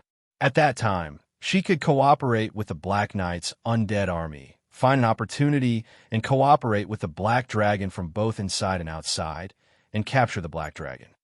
However, it shouldn't be that simple. This guy is not a red dragon, and his intelligence should not be low, so I have to act more like a half-elf. I'm afraid I have to put in some effort and make the Black Knight bleed a little. Ungra started her plan again. Chapter 90. The black dragon curled up into a ball, its wings and tail tightly folded. Only its eyes were not asleep, and its scarlet vertical eyes were shining in the dark curtain. Caesar knew very well that a high undead like Najindro had abandoned the emotional cognition of living creatures, so it was impossible to make it swear allegiance just by meeting and speaking a few words. Even if it swore allegiance, it would be nothing more than a lie. They had to really be beaten into submission. A war was inevitable, and this was what Caesar was happy to see. For the current Black Dragon, the source of soldiers was no longer a problem. The key point was how to tame these evil clans into a whole and integrate them into a real army. The method of training an army that humans used in his previous life would not work here. The biggest characteristic of the evil races was that they were unorganized and undisciplined. Perhaps they would restrain themselves in front of the Black Dragon Lord, but whenever Caesar left, these guys would immediately return to their original forms. It was useless even if they were killed. The chaotic attribute had been implanted in their bones when they were created. There is a common saying in the surface world: nature cannot be taken away. This saying was applicable to all the races of Iradia. Therefore, no matter how hard Caesar thought about it, he could not find a good solution to this problem. He could only let these guys go through the baptism of war. In the forging of blood and death, the scattered iron fragments would be forged into a complete weapon. Then, they would be twisted into a rope to form a real fighting force. This was also the reason why Caesar still chose to let the Black Knight, Najindro, leave, even though he guessed what the undead might do. He could not take such a group of monsters to attack the Green Dragon Sylvia. The other party had the battle-hardened Green Army. Doing so would be tantamount to throwing away their lives. Once the desperate attack on the Green Army failed, the enemy would not give him a third chance to make a comeback. So before that, Caesar had to choose a less powerful opponent to use as a whetstone to hone his army. Let them try their hands and know what a real large-scale war was and how to deal with it. Only in this way could his monster soldiers have a chance to compete with the Green Army in the future. As expected, the undead army arrived as scheduled. Corpses covered the sky, forming a boundless sea of bones. Unintelligent skeletons formed the main force of the undead tide, dotted with liches, vengeful spirits, gargoyles, and even death knights. They came to the edge of the northern territory, but did not attack immediately. Instead, they gathered in the distance. The Black Knight did not move, as if he was waiting for something. The Knoll Scout had already reported the situation, but Caesar wanted to see it for himself, so Hog and Gull followed him through the forest of black branches and up a sandstone slope. The strong black dragon half stood up and looked down at the endless sea of corpses. He knew how to accurately estimate the number of people. More than 10,000. After observing for a while, Caesar said that most of them were unintelligent skeletons with low combat strength, but there were also many powerful undead mixed in, and there were also spellcasters. I think so too, Your Majesty. Hog said as he pointed, the vanguard are strengthened skeleton soldiers, equipped with long swords and bone shields, and equipped with bone arrows for long-range attacks. The right wing are liches, and the left wing are vengeful spirits. Most of them know some insignificant spells. There are about 2,000 of each. The number of undead is twice that of the evil races. Caesar said. From afar, the high-level undead were no different from humans, wearing steel helmets and tattered cloaks with traces of blood. Indeed, but the undead's combat strength is generally low and cannot be compared to your majesty's evil followers. Their advantage in numbers will not help them win. Gaul smacked his lips and said, after seeing the even more terrifying Green Army, the Beastmen did not show any fear in the face of such a battle. What do you think? Can you defeat the undead army? Easy, the Beastman commander replied, but it will also require blood. Hogg added, but I guess this is what your majesty wants. After the underground races have been forged and tested in this war, they will have the ability to kill their way back to Iradia. When the black dragon returned to the lair, the sky was almost bright. The light of the Underdark reappeared, but it was still gray, and a cold wind blew in the north. The trenches around the camp of the followers had been half dug, and the forest was full of boar people. They were cutting branches from the black branches and shaving them into sharp stakes to stand outside the trenches. Caesar thought that such fortifications were unnecessary. They were not fighting against humans, and their opponents were the undead who did not fear pain and threats. The value of these things was next to nothing. However, the boar people were the oddities of the Underdark. They were diligent and cautious, unlike other clans. They would not rest in an undefended camp, and all the boar people were so insistent that they had to build fortifications. The Black Dragon Lord let them be. Their fighting strength was not strong, but perhaps they had untapped engineering talent, Caesar thought, and then said to the boar people leader, Pavel, let your people stop and rest. The undead are ready to fight. Yes, your majesty. The warriors are eager for blood. So far, the boar people clan's performance was not bad. In the Black Dragon's heart, the Pavel had a higher status than the Manticore and the Demon Hound. The boar people reacted quickly, did not feel tired, and tirelessly paid attention to all the details. They might be of great use in the future. Soon, Caesar gathered his followers. He remembered the names of the leaders of each clan under his command. After the evil races joined Caesar, the leaders had to go to the Black Dragon's lair every 3 days to report the recent situation of the clan to the Black Dragon Lord. Since Caesar often went to the habitats of different clans to inspect, he had a general idea of the specific situation of these guys. The monsters quickly gathered. The clan leaders arrived at the Black Dragon's lair, and all of them knelt in front of their master. If the undead want war, we will give them war. When everyone was gathered, the Black Dragon, who was hidden in the darkness and was terrifyingly strong, slowly said, Take the initiative to attack. I want you to attack tonight under the cover of the night. But they have the skeleton hounds and spellcasters to investigate, your majesty. Oh, Caesar stared at the many clan leaders under his command, his scarlet eyes moving between them. Are you afraid? My king, the leader of the battle lizard men, stood up. Let us take care of the sentries on the periphery. They're not scouts, just a pile of bones that can barely move. We can do it too. The twisted Ankhegs interjected. That's it. The Black Dragon agreed. You will attack from 3 sides. The battle lizard men and Ankhegs will be the vanguard. The Manticores and Gray Centaurs will attack from the left and right. Demon Hound tribe, you claim to be the strongest. Very well.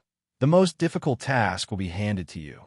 Caesar's gaze swept across the clan leaders and began to assign tasks. I want you to form a wedge formation and force your way through the middle. Go. Let me see if you are as fearless and strong as you boasted when you joined the Black Dragon army. Next, Caesar watched as the clan leaders spent an hour finalizing all the details. They agreed on a joint strategy, arranged assistance, and how to deal with unexpected situations.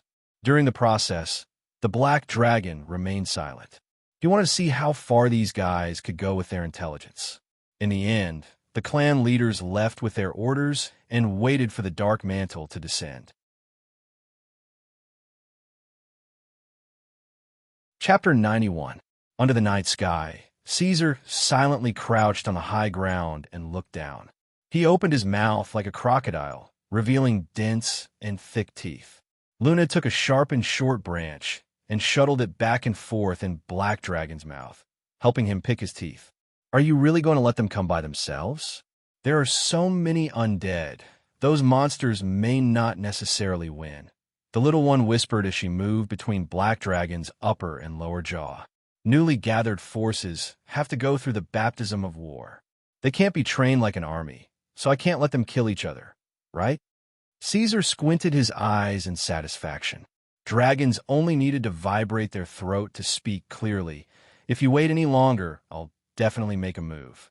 After all, my modified body hasn't experienced real combat yet. I want to give it a try. Modified? Luna hesitantly repeated the word, causing Black Dragon to let it slip. Oh, you see it too. My body has changed a lot after hibernation. I call this modification. Caesar casually glossed over it. The little one wouldn't care about these things anyway, so he didn't have to worry too much about it. Night had arrived. The vanguard of the Black Dragon army was the first to enter the front line of the undead army. Although Nagendro had arranged many sentries in advance, and there were also the Lich spellcasters keeping watch, they still didn't discover the impersonators. In the Dark Mantle, the Battle Lizardmen were the most outstanding killers. Their color-changing ability and silent movement allowed them to easily infiltrate the enemy's ranks. With the help of the ankhegs that shuttled through the ground, they eliminated the undead's sentries one by one. However, the skeletal soldiers were good subordinates who didn't rest throughout the year. The meaning of their existence was to kill and fight, so they were always vigilant. Therefore, the work of the Battle Lizardmen and the ankhegs wasn't smooth sailing. When they removed the 6th sentry, it caused a commotion. The strengthened skeletal soldiers also had night vision. Even with their low intelligence, they sensed that something was wrong after catching a glimpse of a shadow in the dark. Before they were obliterated again, they sent out a message. They're here. Nagendro sneered on the skeletal horse. In order to make full use of the Battle Lizardman stealth ability, the Black Dragon Lord chose to launch an attack in the Dark Mantle. This kind of trick wasn't difficult for him, as the darkness didn't affect the undead. My lord, should we immediately counterattack? The Death Knights and the Lich at the rear? The tall skeletal soldier asked. The Black Dragon thought for a moment. No, the Lord's army's reinforcements should be here. There's more to the undead army. We don't care about the loss of the unintelligent skeleton. Let all of its family members in first, and then we'll surround it. But to leave the sea of the undead army. But it won't be so. The skeletal soldiers as thus. The Black Knight was very clear that apart from his Death Knights, the other undead weren't strong. They were no match for the powerful monsters. But it didn't matter. The number of low-level skeletons was almost endless, and they could be replenished from the undead army's rear. It was enough to wear the enemy down. At this moment, the sound of hooves thundered in the night like thunder. It was as orderly as the strings of a zither being plucked. More than 700 gray centaurs appeared on the left side of the undead army. They went around the flank and attacked the undead army. On the right side, the ugly dark mantle manticores bared their fangs. They floated in the air and spat out thorns from their tails to kill the skeletal soldiers in a large area. The undead army's defense on the left and right sides quickly collapsed and gathered towards the center. Finally, the Demonic Hound clan appeared. They killed their way into the undead army from the middle. These monsters with half of the Inferno bloodline were Caesar's strongest subordinates. They were stronger than the Beastmen and faster than the Gnolls. Apart from their low intelligence and lack of long-range attacks, they had no other weaknesses. The Demonic Hounds looked like terror wolves. Each of them was 4 to 5 meters long. Their faces were similar to those of terror wolves, but their ears were more like those of rats. They were long, sharp, and full of wrinkles. Their forelimbs were not the same length as their hind legs. Their forelimbs were almost twice as long as their hind legs. They were full of muscles and were full of strength.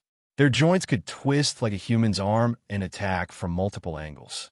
Devil hounds had grayish-blue fur all over their bodies, with the exception of the chest area below their neck. Their chest muscles were bulging, and they had a thick layer of wrinkled, horny skin, which was used to protect their heart from damage. It was worth mentioning that when these guys first joined the Black Dragon army, they did not ask for an audience like the other clans.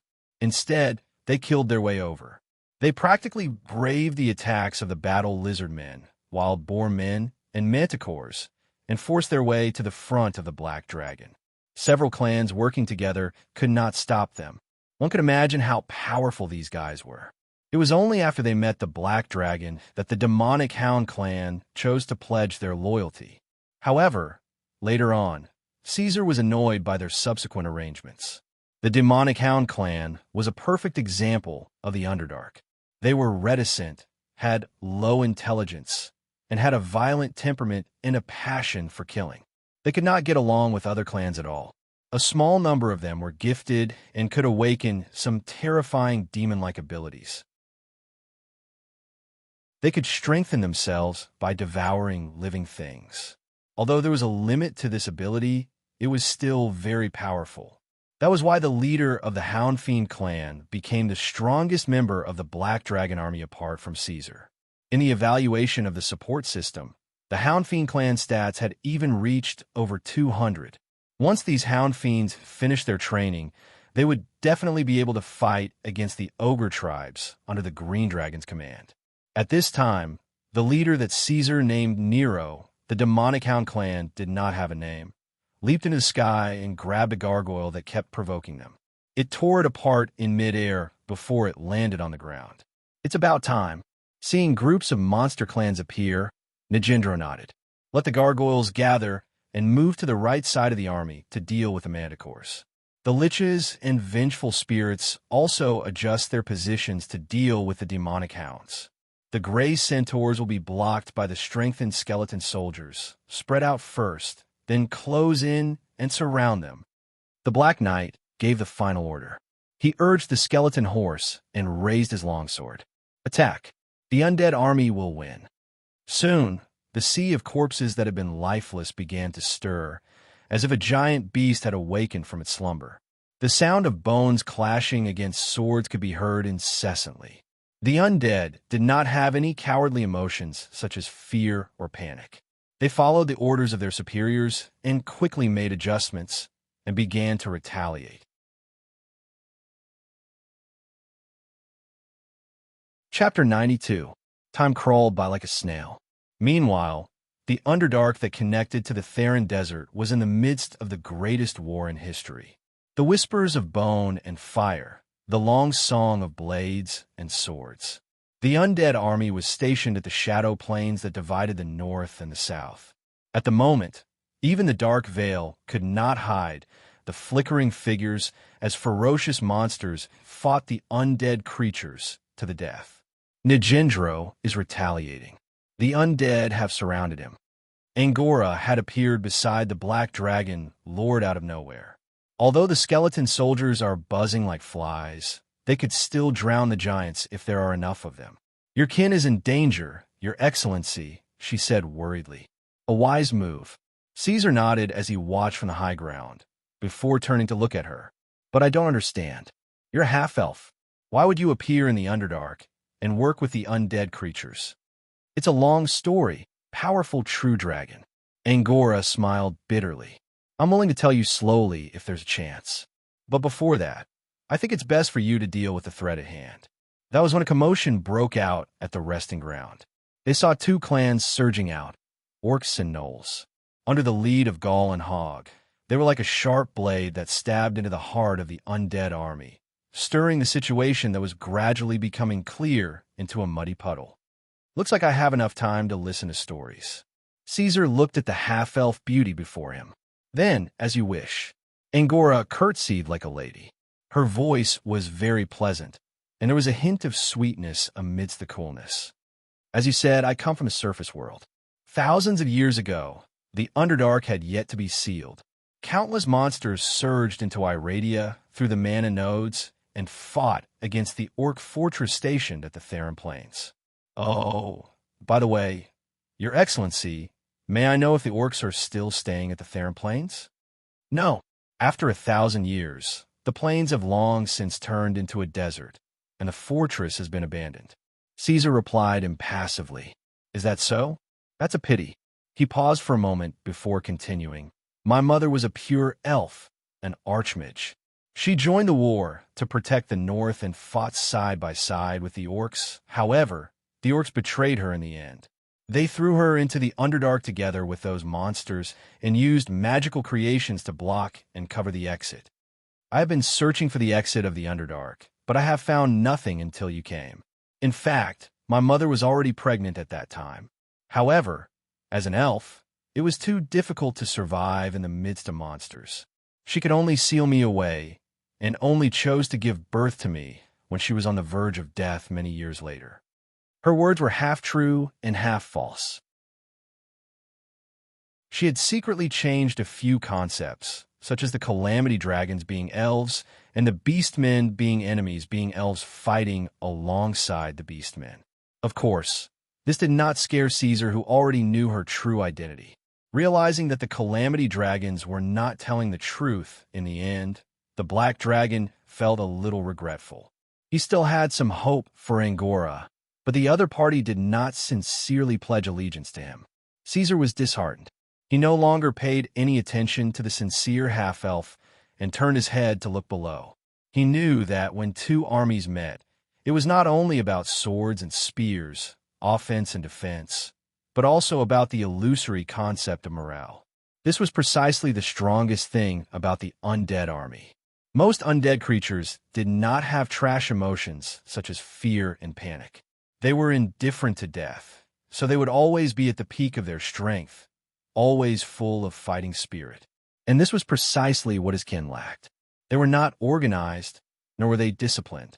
They did not even know why they were fighting, and only fought based on their instincts and their leader's orders.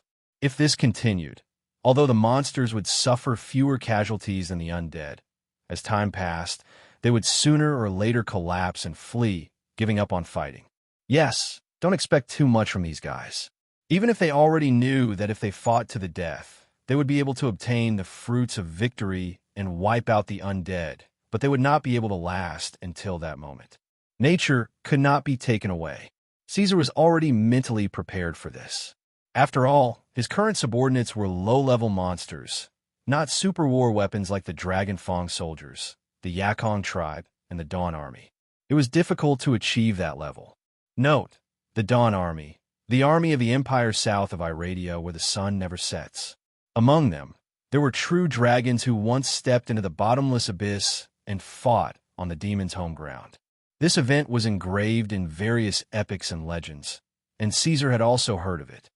However, just as the Bard Schiller said, those who knew how to control elite soldiers to fight could only be called officers, and those who knew how to control farmers to fight could be called lords. Caesar's kin were all living creatures, not machines. It was impossible for them to be emotionless and fearless of death. In fact, the more intelligent a creature was, the more obvious this emotion would be. If it was Roy's army that was fighting the undead at this time, they would probably have used the magical item, the war horn. Caesar did not have such a thing. This black dragon was so poor that it made one's hair stand on end. He did not even have a single gold coin on him, let alone a more expensive magical item. Therefore, after some thought, he realized that he could only encourage his kin through other means of encouragement.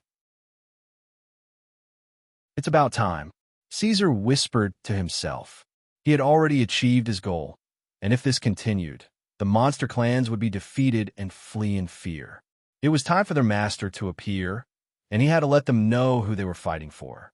The black dragon cracked its neck and began to move its body. My lord, are you going to fight yourself? Angora asked abruptly. She was smart enough to guess the black dragon's intentions from its actions. Please allow me to stay by your side. The half-elf knows some meager buff spells. They may not be of much use, but they should still have some effect. Is that so? Caesar smiled, revealing his white and thick teeth. He stared at her and paused for a moment before nodding. Very well. The undead are the most ruthless creatures. You must be careful and think before you do anything. Don't put yourself in danger. No one can protect you on the battlefield. Don't worry. Angora smiled and nodded, not understanding the deeper meaning of Caesar's words. Then the black dragon spread its wings. Chapter 93. When the black dragon lord fully spread its wings, Angora was once again in deep shock. She had to admit that the black dragon in front of her was unique. Not only did it have a stronger and more ferocious physique than the red dragon, but its wings were also completely different from all the true dragons she knew. The black dragon lord's wings were unimaginably large. Angora had never seen a true dragon's wings with such a wide membrane and such an intricate bone structure. Its wings could even be folded. At this time, the black dragon lord began to flap its wings, and after a few flaps, a whistling hurricane was set off. Wait a minute. It's using its wings to fly? It's not relying on magic? After a short moment of shock, Angora immediately noticed this detail. The Calamity Dragon's perception was outstanding among the true dragons, but she didn't feel any overflowing mana fluctuations from the Black Dragon Lord. Is this a dragon beast? Angora couldn't help but have this thought, but she quickly rejected it. The Black Dragon Lord's oppressive dragon aura couldn't be faked, and that kind of aura made her, who is also a true dragon, feel fear. What's going on? The Calamity Dragon was puzzled, but time waited for no one. The Black Dragon Lord had already begun to dive down, so she could only cast a levitation spell for herself and follow behind the Black Dragon hesitantly. Buzz, the continuous dull sound, crushed the ears of the creatures in battle. Caesar didn't roar, but the vibration and strong pressure brought by the dragon wings swept through the air, made them notice the arrival of the Black Dragon. And what followed was a hot stream of flames.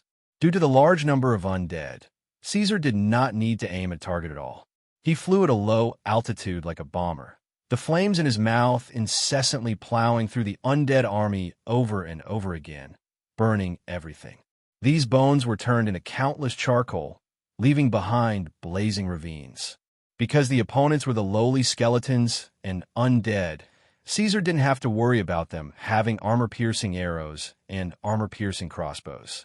Therefore, this time, the Black Dragon could maintain his aerial advantage and fight with them. His wings were not so weak that even the skeleton archers could penetrate them. He just needed to be careful of those high undead. The undead army suffered their first substantial loss. The Lich's ability to cast spells was not enough to block the torrent of flames. As Caesar grew, his spitting weapons also became more powerful. A large number of undead creatures were annihilated by the dragon flames. These were not inferior, unintelligent skeletons, but the true backbone of the undead army. But that was not enough. With Caesar's own strength, it would take him a few days to completely destroy the skeleton army. So he had to think of a way to encourage his monster minions to suppress their chaotic nature of wanting to escape and regroup to fight again. The Chaos faction is indeed troublesome. Caesar, who was flying at a low altitude, grumbled with resentment. However, Caesar was well aware of how to boost the morale of these evil races who pursued strength. He had already considered this beforehand and knew how to operate it. Soon, the Black Dragon began to move. He temporarily gave up his aerial advantage and aimed at an area where the undead were concentrated and began to land. Because of its enormous size, this fellow smashed into the sea of skeletons like a meteor. The earth trembled and let out a thunderous roar. Countless undead were hit directly because they could not dodge in time. Under the heavy weight of the Black Dragon, the bones in their bodies let out ear-piercing screeches, and broken limbs flew everywhere. In the shadow of the dark mantle, Caesar slowly climbed out of the pit he created. His scarlet eyes shone in the darkness. I, the son of the shadow dragon Nesatoria, the true dragon, Caesar Ordorunso Tangerine, your master, your emperor. The Black Dragon spat out a mouthful of flames and swept away the skeletons in front of him. He stood upright with his powerful hind legs and crushed the undead creatures that had lost their mobility. He raised his fierce head and roared majestically. I am the embodiment of strength. After that, Caesar lowered his head slightly and bit the flames in his mouth.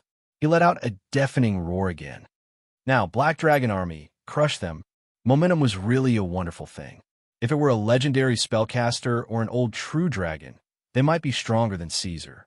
However, when these words came out of their mouths, it was definitely not as shocking as what the Black Dragon said.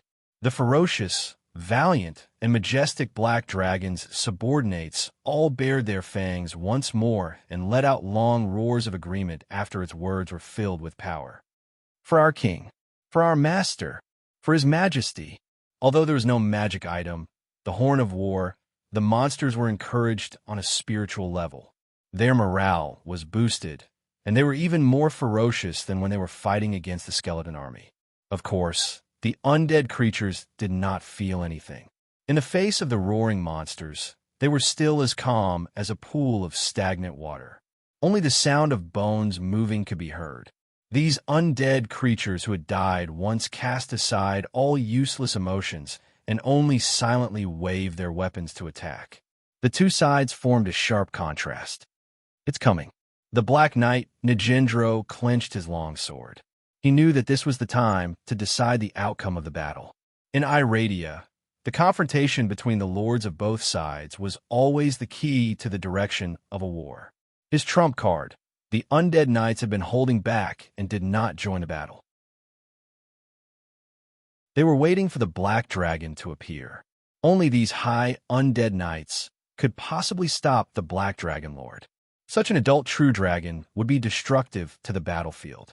He could not let it do as it pleased. The knights had to be on standby on the left side, waiting to intercept it. The skeletal horses whinnied as undead horsemen and undead horsemen gathered together and charged towards the Black Dragon. This army was made up of high undead creatures. Their bodies were wrapped in dark gray armor. Even the bones exposed outside of the armor were dyed with a layer of metallic luster. Upon closer inspection, one could see that they did not charge with their feet on the ground. The skeletal horses that these undead knights rode also had soul fire burning at the end of their hoofs. They floated in the air and galloped. This meant that the undead knights also had the ability to fight in the air. My lord, you must be careful. Every undead knight was a veteran who had gone through hundreds of battles when they were alive. The skills that were fused into their bloodline are preserved even after death. Angora reminded from some distance behind before moving closer. Praise of valor. She cast a spell at Caesar. Noticing that the Black Dragon was looking back, Angora smiled. Please allow me to assist you.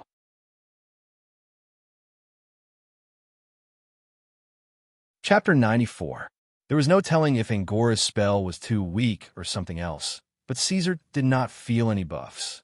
He glanced at the half-elf behind him and did not pay too much attention to him, before turning back to look at the high undead that was rushing towards them. Scan analysis result. Energy construct life form. Overall combat ability verification, 180. Those were the ability values of Nagendro's main fighting force, the Undead Knights. Because they were undead and energy bodies at the same time, the verification values did not fluctuate as usual. The Undead Knights were considered upper-middle undead creatures. They were few in number at just over 20, but they were still a formidable force. At least for them, hunting an adult white dragon or black dragon would not be a problem. The Undead Knights were the core of the entire Skeleton Sea, and also where Nagendro's true confidence lay. Fortunately, although they were energy bodies, they were the most basic construct life forms and not amorphous life forms. Their body structure was similar to that of a golem, which meant that the Undead Knights would also suffer physical damage. As long as their construct structure was destroyed, they could be destroyed as well. That was not difficult for Caesar. The Undead Knights were about a few centimeters above the ground, stepping on phosphorescent flames as they charged. Caesar actively stimulated the stress hormones in his body. His body, which was originally dark as black steel, emitted a few streaks of scarlet color. His spirit was highly focused as he entered a true combat state. The Undead Knight took a deep breath, expanding the cavity in his throat to the limit as he spat out weapons, ready to fire. Dragon Slayer. The Black Knight bellowed. The skeleton horse he was riding was similarly covered in pitch-black armor. revealing only two gloomy eyes. It looked incomparably heavy, but that did not affect the knight's movements. Nijindro did not slow down at all, taking the lead as he charged towards the terrifying Black Dragon Lord. He raised his long sword in front of him. This long and wide greatsword was called Howl. It was taken from the shadow pool in the undead domain and was forged by Nijindro with brute force. Due to the special nature of its material, this sword could be considered a magical weapon. There were shadow elements flowing on it, and due to the inferior forging method, its effect was not outstanding. However, it also had cutting and cursing attributes, so it would not feel good to be grazed by it. However, before the undead knights could come into contact with the Black Dragon, they immediately suffered the first wave of attacks from the opponent. Strong acid. This was the Black Dragon's innate ability, breath. It was also the type that Nijindro feared the most. The Black Knight was even more afraid of acid than the raging torrent of flames. This was because no matter if it was him or the undead knights under his command, they were all very afraid of their armor being corroded by the acid. The heavy armor they wore was not an ordinary defensive equipment, but a container. When the undead knights walked out of the Shadow Pool burial ground, they were covered in a layer of dark armor. That was something they were born with. Most people in Iradia believed that for a body of energy like the undead knights, they did not need the protection of armor at all, and that it was purely something they used to scare people. In fact, this understanding was wrong. Only scholars and experienced adventurers who focused on the study of the undead knew that the main purpose of the armor on the undead knights was, of course, not to scare people. Defense was only secondary. The true meaning of their existence was to seal the body and prevent it from interacting with the outside world, thus allowing the knights to achieve the goal of sealing their own energy and preventing it from escaping. That's right. Scholars viewed these heavy armors as a type of special magical item. This was also the lifeline of undead knights. Their true weakness wasn't their exposed skulls or other bones. Those were only insignificant parts of their bodies. Heavy armor was the true core of these undead knights. The acid from the dragon's breath would corrode their clothing, causing the armor to be damaged and its energy to leak out. Although this thing could be repaired in the shadow pool, the energy that was lost due to the leakage of energy was very difficult to recover. The dwarf explorer Bismai was right. The higher the level of the undead, the more similar they were to humans, and the more cowardly they were. Therefore, when they saw Caesar's sour breath, the undead knights couldn't help but feel fearful of him. God knows where this black dragon got so much saliva. Nijindro saw that an overwhelming amount of acid was rapidly gushing out of the black dragon's mouth, forming a spectacular dark green flood. This was originally a set of wonders, but now it was extremely dangerous. At least it was so for them. However, the Black Knight was, after all, the master of the undead domain. He did not panic and quickly calmed down after a short throb. Nijindro slowed down slightly, but he did not stop moving forward, nor did he dodge to the side. He decisively vibrated his soul ripples and gave an order to the undead army. Resist. At this moment, all the liches in the sea of skeletons stopped their spell casting and turned to the battlefield between the Black Knight and the True Dragon. They worked together to build a defensive barrier for the undead knights, blocking in front of the acid breath. At the same time, countless vengeful spirits in the vicinity began to gather and arrived in front of Nijindro at an unimaginable speed. They charged in front of the undead knights, and in the midst of howls of despair and pain, they consumed a large amount of the dragon's acid breath at the cost of the annihilation of their spiritual bodies. Soon, the knights escorted by the entire undead army finally arrived in front of the Black Dragon Lord. They raised their swords and sabers, preparing to engage in close combat with Caesar. However, they were destined for tragedy. Caesar was not a true dragon in the ordinary sense. He was different from all the dragons in Iradia. This black dragon was incomparably powerful in terms of speed and strength. Even a mother of poison had to avoid him, relying on magic to suppress Caesar and never letting him get close. Now, these guys actually dared to charge in front of him, intending to engage in close combat with Caesar. Roar! The dragon's roar spread through the clouds and cracked stones, like the sound of bronze and steel colliding. Caesar lowered his body, landing on all fours on the ground, and directly dashed out, taking the initiative to plunge into the undead knight's weapons. A sweep scraped Najindro back, and at the same time, his tail claw broke through the weak magic barrier and pinched the head of an undead knight. Bang! The sound of bones cracking instantly exploded. The undead knight's head was crushed, but to an undead creature with energy constructs, such an injury was not fatal, so the undead knight could still move freely even without a head. They were not low-level skeletons, but warriors who had experienced hundreds of battles when they were alive. They were still strong after death, so the moment their heads were crushed by the tail claw, this headless knight also slashed at the black dragon's tail with a backhand. Sparks flew from the friction, and metal fragments and black scales splashed out at the same time. TSK, that hurts, Caesar thought, and his tail circled the undead knight, then stretched out his right claw to hold its body, stared at its body that was emitting faint blue flames, and clawed hard. A terrifying power burst forth from Caesar's claws, and the powerful pressure caused the armor on the undead knight to be pressed into a solid iron ball that was full of wrinkles. The energy body was squeezed out of the body like toothpaste being squeezed out of the body, and it walked towards destruction, returning to the embrace of Mother Earth. Punish the evil and eliminate the evil. At this time, Angora moved closer to Caesar again and provided a supportive buff spell to strengthen the Black Dragon Lord's damage against the undead creatures. God knows how this guy knew how to use spells to deal with evil creatures. If it weren't for Luna's confirmation and the Battle Lizardman's confirmation, Caesar might have really thought that he was a genuine half-elf. In order to confirm Angora's identity, Caesar specially summoned the Battle Lizardmen who had bought the torches at the time to ask, but their answers were also slightly vague. The Calamity Dragon's disguise was flawless, and the Battle Lizardmen couldn't say anything. They said that it was because they were afraid of the powerful elves.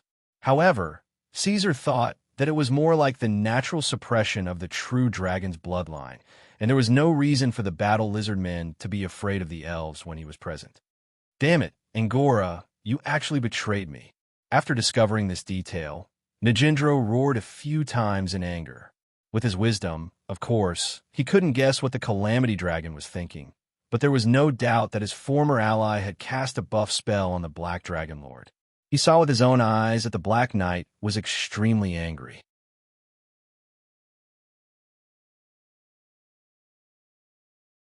Chapter 95. The Black Knight flew into a rage and fought with all his might. The intelligence of the undead knights under his command was equivalent to that of a human teenager. For dragons and other highly intelligent races, such intelligence was not high, but their battle intelligence was impeccable.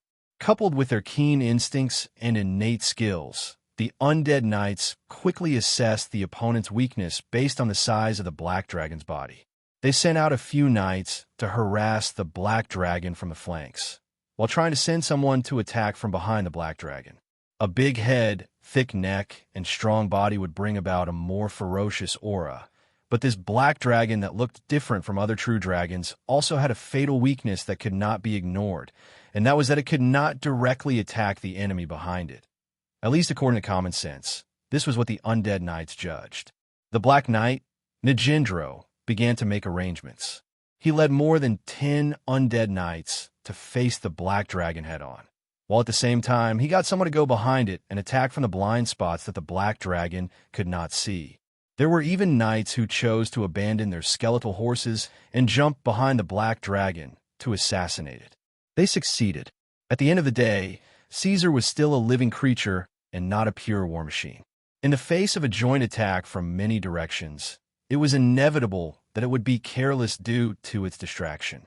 Unknowingly, an agile undead knight had already jumped on its back. Seeing this, Najindro's heart settled. The strength of the Black Dragon Lord was beyond his imagination.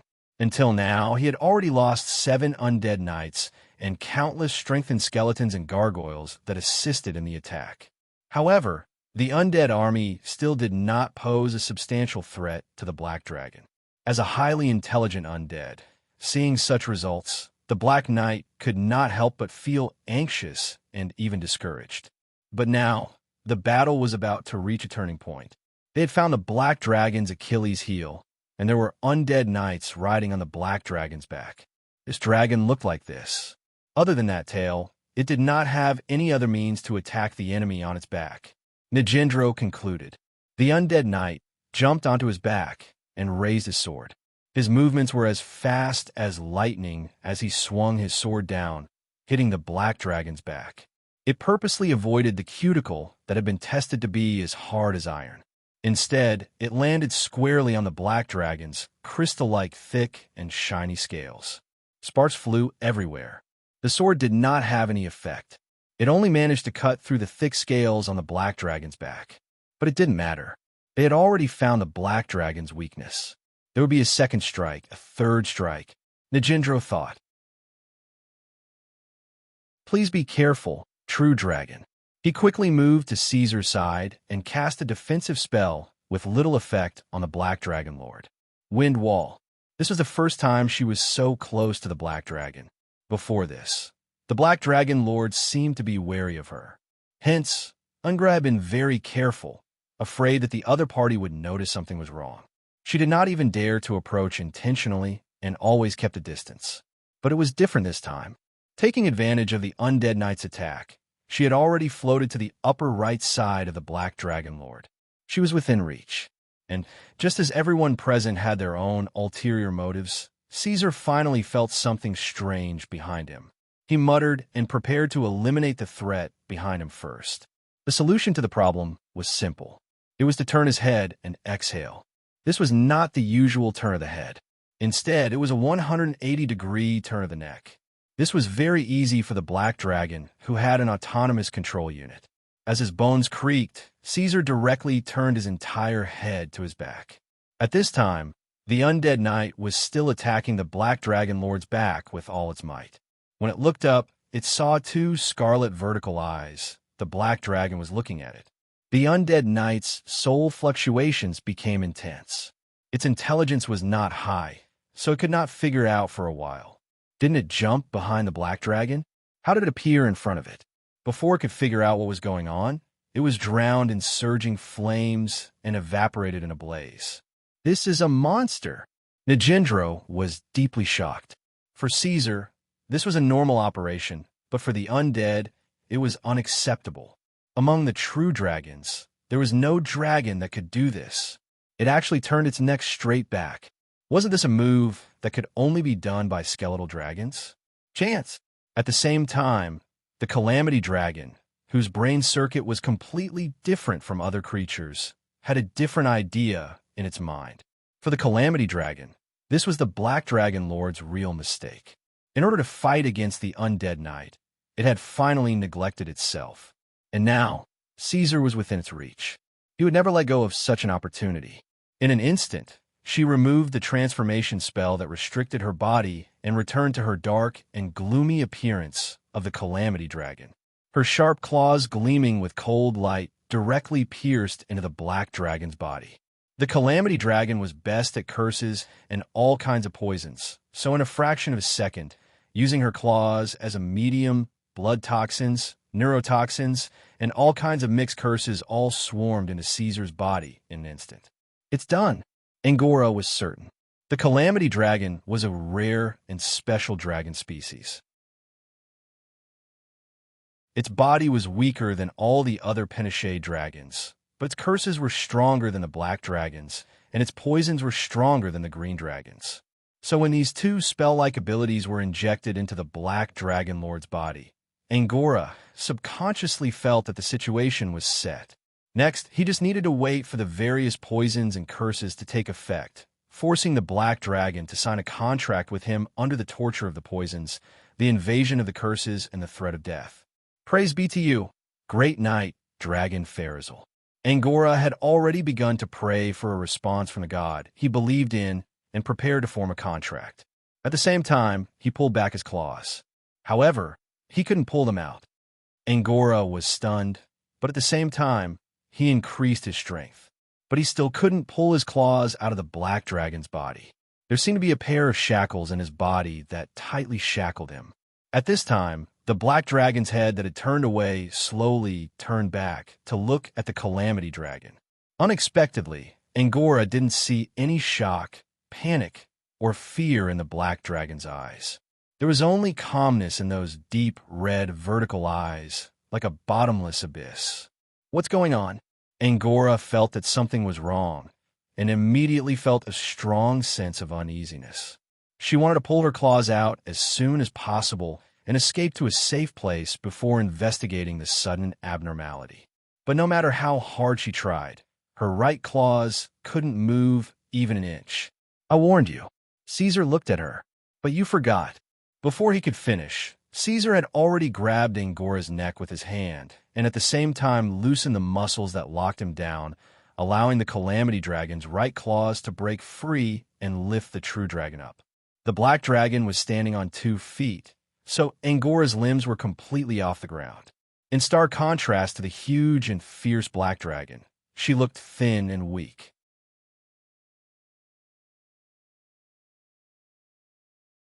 Chapter 96. Caesar straightened his body and lifted the Calamity Dragon with one hand while twisting his left forelimb in a strange way, tearing off a large piece of flesh from his wound. He had full control over his body, so the Calamity Dragon's mixed curse couldn't penetrate his body, and the neurotoxins and blood toxins were immediately detected by Caesar as soon as they invaded his body. A second later, he controlled all the blood vessels and organs in his body to temporarily seal off the blood flow and isolate that area. Finally, Caesar cut off the entire injured area and threw it away. If it was any other dragon, they probably wouldn't do such a thing. This wasn't just a small piece of skin. The Calamity Dragon's attack point was the black dragon's entire upper right abdomen, where countless blood vessels and organs were connected. But this was nothing to Caesar. Under the effect of stress hormones, his body was in a state of rapid regeneration, so it would only take a short while for him to fully recover. The price he had to pay was only a bit of mental and physical exhaustion. Seeing the black dragon staring at her and calmly tearing off the wound, Angora's heart couldn't help but beat wildly, and a strong sense of uneasiness surged through her body. She was a bit panicked and kicked Caesar's body with all her might, spitting out the Calamity Dragon's acid breath from her mouth while casting several draconic spells in an attempt to break free. But it was already too late. Astra's crack, crack, crack. Astra's the bones in her neck creaked as they were squeezed. Under the unparalleled strength, Angora's throat was torn apart amidst the incessant crunching sounds. "It's over." The last thought flashed through the Calamity Dragon's mind before her consciousness sank into darkness. Although true dragons had extremely tenacious vitality, they were still living creatures in the end.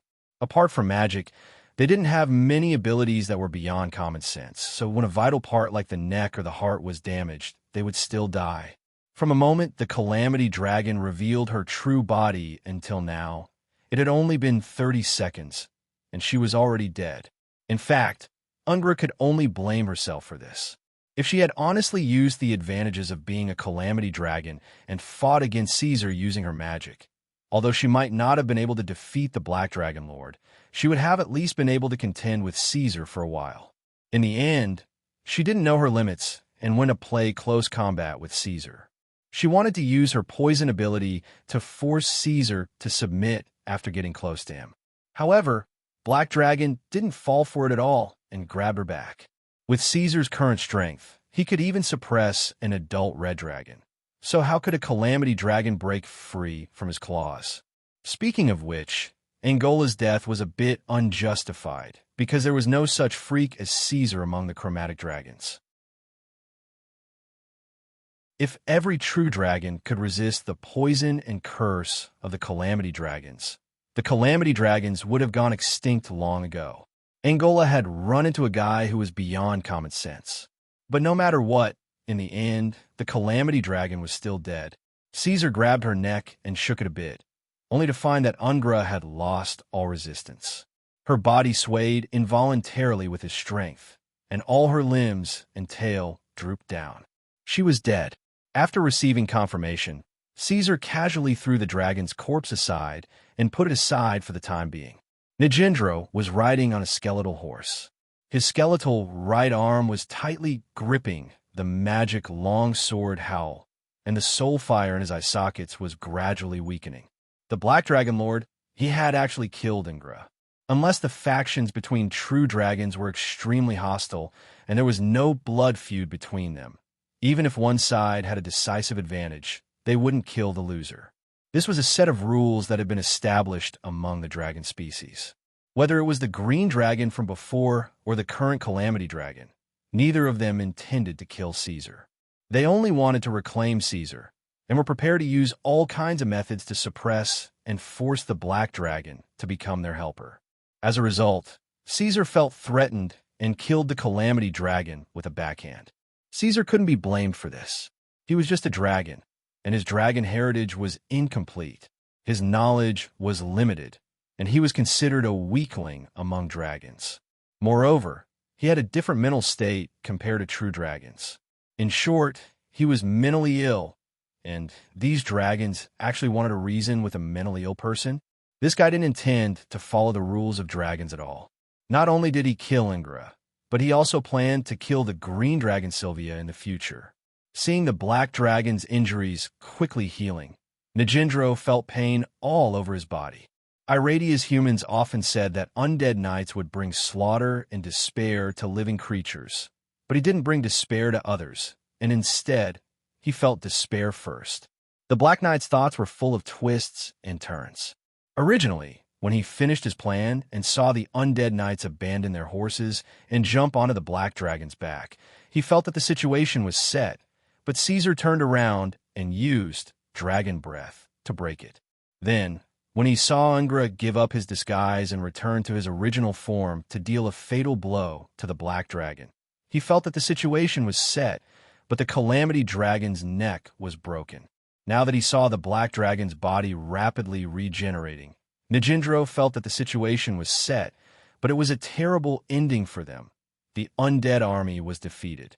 Although there were endless low-level skeletons behind them that could be replenished, and the undead didn't show any signs of retreat, he still lost in the end. He and his undead knights didn't find the enemy's real weakness and couldn't cause any substantial damage to the Black Dragon Lord. If they continued to fight, these high-level undead would be wiped out by Caesar one by one. I admit that you've won. Nijindro decisively admitted defeat. The undead didn't have the concept of honor. They fought to unify the Underdark and turn the Black Dragon into a corpse dragon, but when they found that it was impossible, the Black Knight decisively chose to stop their losses and surrender. He jumped down from his skeletal horse and faced the Black Dragon. He took 3 steps forward, then knelt on one knee and placed his sword on the ground. Black Knight Nijindro, willing to serve you. The other undead knights looked at each other and didn't hesitate.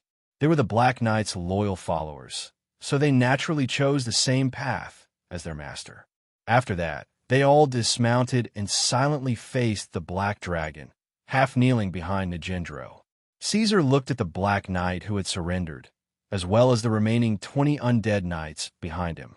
His eyes flashed, and he paused for a moment before saying, "Make the undead stop. Stop attacking and give up resistance." Nijindro immediately reacted and gave the order.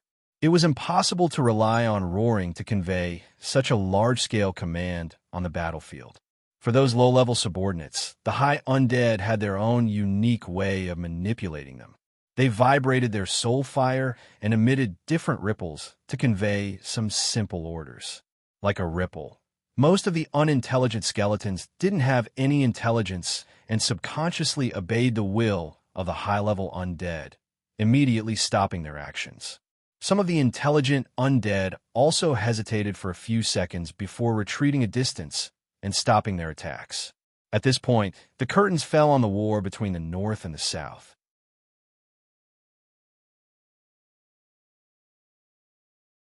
Chapter 97. First of all, I would like to thank the editor for his love and the support of the readers. This is truly sincere. By this time, Caesar had finally grown up after going through so many hardships. The day of the Black Dragon's release had also arrived. Actually, I wanted to release it a little later and wait until I finished writing the first volume before releasing it. However, I received a notification from the editor very early on. Because of this, my recent plot was a little rushed. In my opinion, I didn't write enough details about the Underdark. But no matter what, it was a happy thing to be able to release it. This was my second book, and it was also a story that I truly wanted to write with all my heart. When I opened the book, I thought about it for a long time and decided to write it this way. I would use a slow pace and fill in the details. A single villain would take up many chapters. I didn't know if this story would be liked by everyone or if the readers would be willing to pay for it. Yep, there would definitely be many updates after it was released. There would also be a small explosion tomorrow, so please subscribe. I'm only asking for subscriptions. I don't even need to think about monthly tickets. For an author like me who's struggling to make ends meet, those things are useless. As for rewards, there will definitely be more rewards. Just tell me, what if there's a reward? All right, that's about it. Let's meet again. I hope that there will still be a familiar face tomorrow. The following is a spoiler regarding this book. Using my definition, this book shouldn't be a pure struggle for hegemony in another world. Instead, it should be an assortment of short stories about what might happen after a person transmigrates into a dragon. Caesar's personality had already been set. He wouldn't change for the better or for the worse. It was even more impossible for him to become a pure beast. Also, regarding the discussion about magic in the comment section, my reply was, I only said that Caesar was useless at magic. I didn't say that he was a pure muscle dragon, nor did I say that Dark Dream's rewards were only technology-based. Small smile.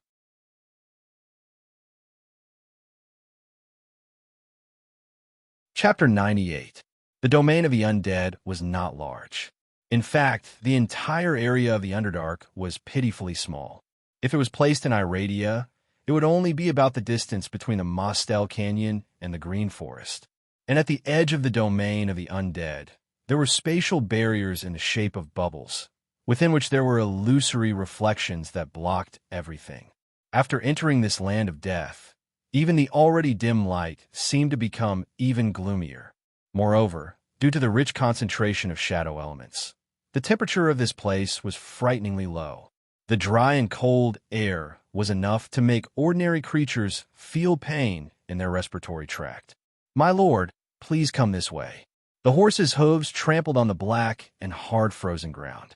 The original ruler of this place, the Black Knight Nigendro, was now leading the way for the Black Dragon. They were about to go to the birthplace of the High Undead, the Pool of Shadows. The little fairy Luna, who had been sticking to Caesar all this time, did not come along this time. In the little fellow's own words, these skeletons looked too scary. She was afraid that she would be frightened by the ghosts and vengeful spirits that suddenly appeared in the domain of the undead. So she simply stayed in her own nest and waited for the Black Dragon to return. Caesar had nothing to worry about. The war was over, and the north was completely stable. His nest was guarded by gnolls and battle lizard men. Nero and his canine demon clan would also take care of it. The little fellow's safety was basically not a problem. Crossing a small black pool, Caesar stopped Nigendro and asked, "How much longer do we need?" Well, the Black Knight glanced at the orcs who were following behind the Black Dragon. They were always vigilant and looking around, and he was a little embarrassed. With our current speed, I'm afraid it will take some time, my lord. The orcs did not have a good impression of the undead.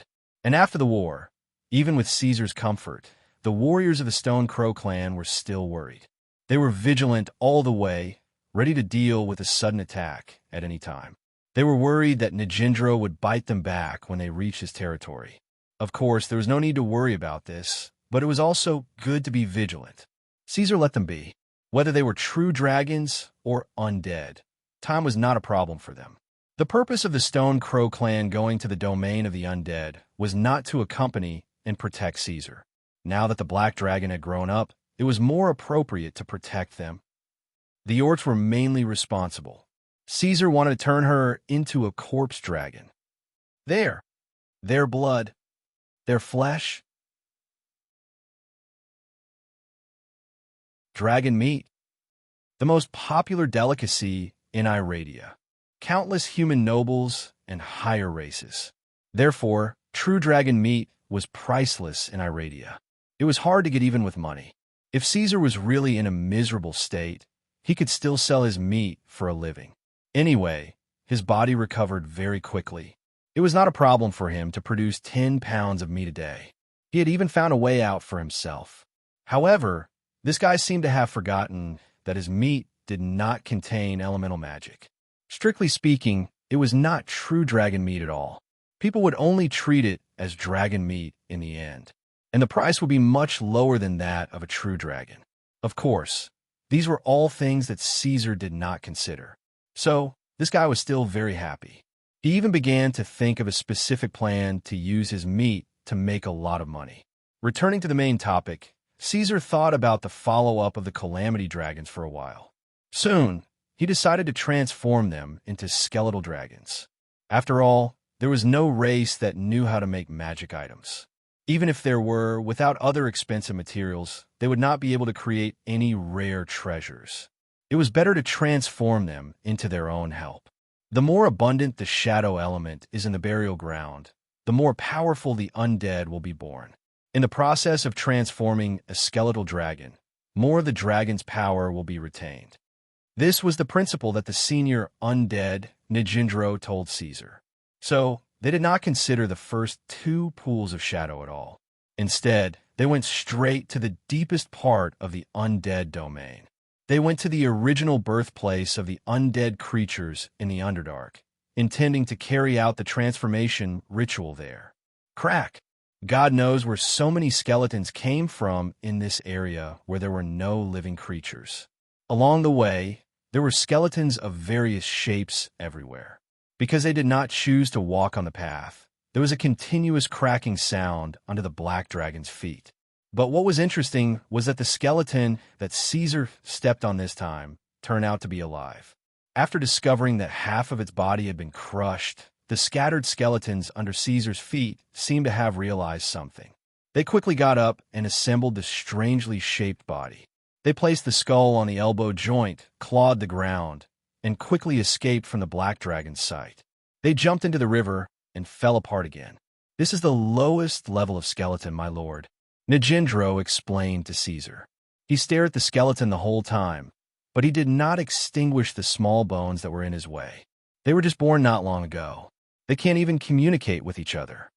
It could be seen that even among the undead, there was a self-consistent ecosystem. Caesar just felt that it was interesting and did not take the small episode along the way to heart. After another hour of walking, they came to the Pool of Shadows, the largest area in the entire Underdark. It was a large area that had obviously been renovated by the undead. There were buildings left behind. They had used bones to build a wall that resembled the Colosseum in ancient Rome. It was even taller than Caesar when he was standing on all fours. It was also extremely thick and majestic. It was a magnificent sight. The modeled bones left traces of the erosion of time and magic power. However, this was only the outer protective and symbolic building. The real core of the burial ground was the Pool of Shadows, surrounded by bones. The Pool of Shadows was extremely rich in this place. It had even liquefied into a pool of dark blue water. It flowed and surged in the Pool of Shadows.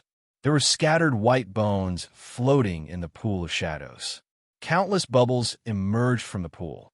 The temperature in this place was shockingly low. There was even frost and snow, but the pool was still bubbling. It was a wonder. "Have you really decided to do this, my lord?" "My lord," Narjindra couldn't help but ask once more as he was about to carry out his mission. "Is there a problem?" Caesar looked at him with slight surprise. The Black Knight was stunned. The Black Dragon's expression and tone did not seem to be fake, but in his knowledge, whether it was a metal dragon or a chromatic dragon, they would never treat their own kind like this. He had never seen such a cruel true dragon. "As you wish, my lord." In any case, the Calamity Dragon was the spoils of war of Lord Black Dragon. The Black Dragon had full authority to decide what to do with it. Therefore, after confirming it again and again, Nijindro did not say anything else. He silently carried out the order and began to clean up all the bones that were originally in the pool of shadows. After that, the beastmen carried the corpse of the Calamity Dragon. Although it was already an adult, this rare true dragon was only about 9 meters long. This was considered a pocket-sized body compared to an adult white dragon. Generally, an adult white dragon could grow up to 10 meters long, and the red dragon with the chromatic dragon's crown could grow up to 20 meters long. The Calamity Dragon's body gradually sank into the pool of shadows and disappeared.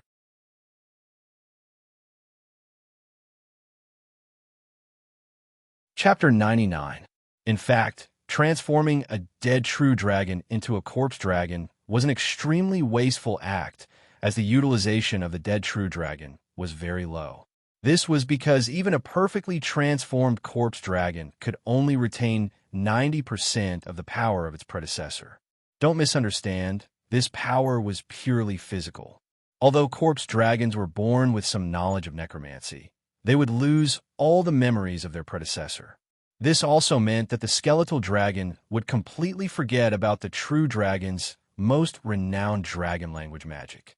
Their previously awakened spell-like talents would also disappear along with the destruction of their flesh and blood. Although the corpse dragon's intellect was not much lower than that of a true dragon and had high growth potential, it required a considerable amount of effort and time from the instructor. At the same time, the loss of dragon language magic and spell-like abilities could not be made up for, especially for dragons like the green dragon and the black dragon, who mainly relied on magic. Of course, the Dragon of Calamity was also in this category. This price was actually quite high. For the undead, the most brilliant way to manipulate a dead true dragon was not to transform it into a corpse dragon, but to become a necromancer. That was the truly powerful method. Not only would it retain all the wisdom and magical attainments of the predecessor, but due to the special characteristics of the descendants of the undead, some dragons could even be strengthened to a certain extent. However, this was a method that only terrifying liches could use, and the cost of the various secret materials was also very high. It was not something that a young black dragon could afford. In order to save costs and reuse the waste as soon as possible, Caesar could only use this method to transform Ungra the Dragon of Calamity into a skeleton, a corpse dragon. This will take about 100 alternating times between light and dark, my lord. After finishing all the matters to be dealt with, Nijindro returned to Caesar's side, bowed and said, "If the transformation is successful, you will obtain a corpse dragonskin. Of course, although the probability is small, I can't guarantee that there won't be any accidents. The transformation of the corpse dragon may also fail." Nijindro reminded him. This thing must be mentioned in advance to avoid any problems, and he would have to bear the wrath of the Black Dragon Lord. The Black Knight did not want to take the blame. "I understand." Caesar nodded. "Your next task is to take stock of your soldiers and all the clans that rely on the undead in the south. Investigate them one by one. 3 days later, I want a result." Black Dragon set off immediately after he finished speaking, bringing the orcs back to the north. Although the undead domain would not affect him much, the cold air and dim light still made him feel uncomfortable.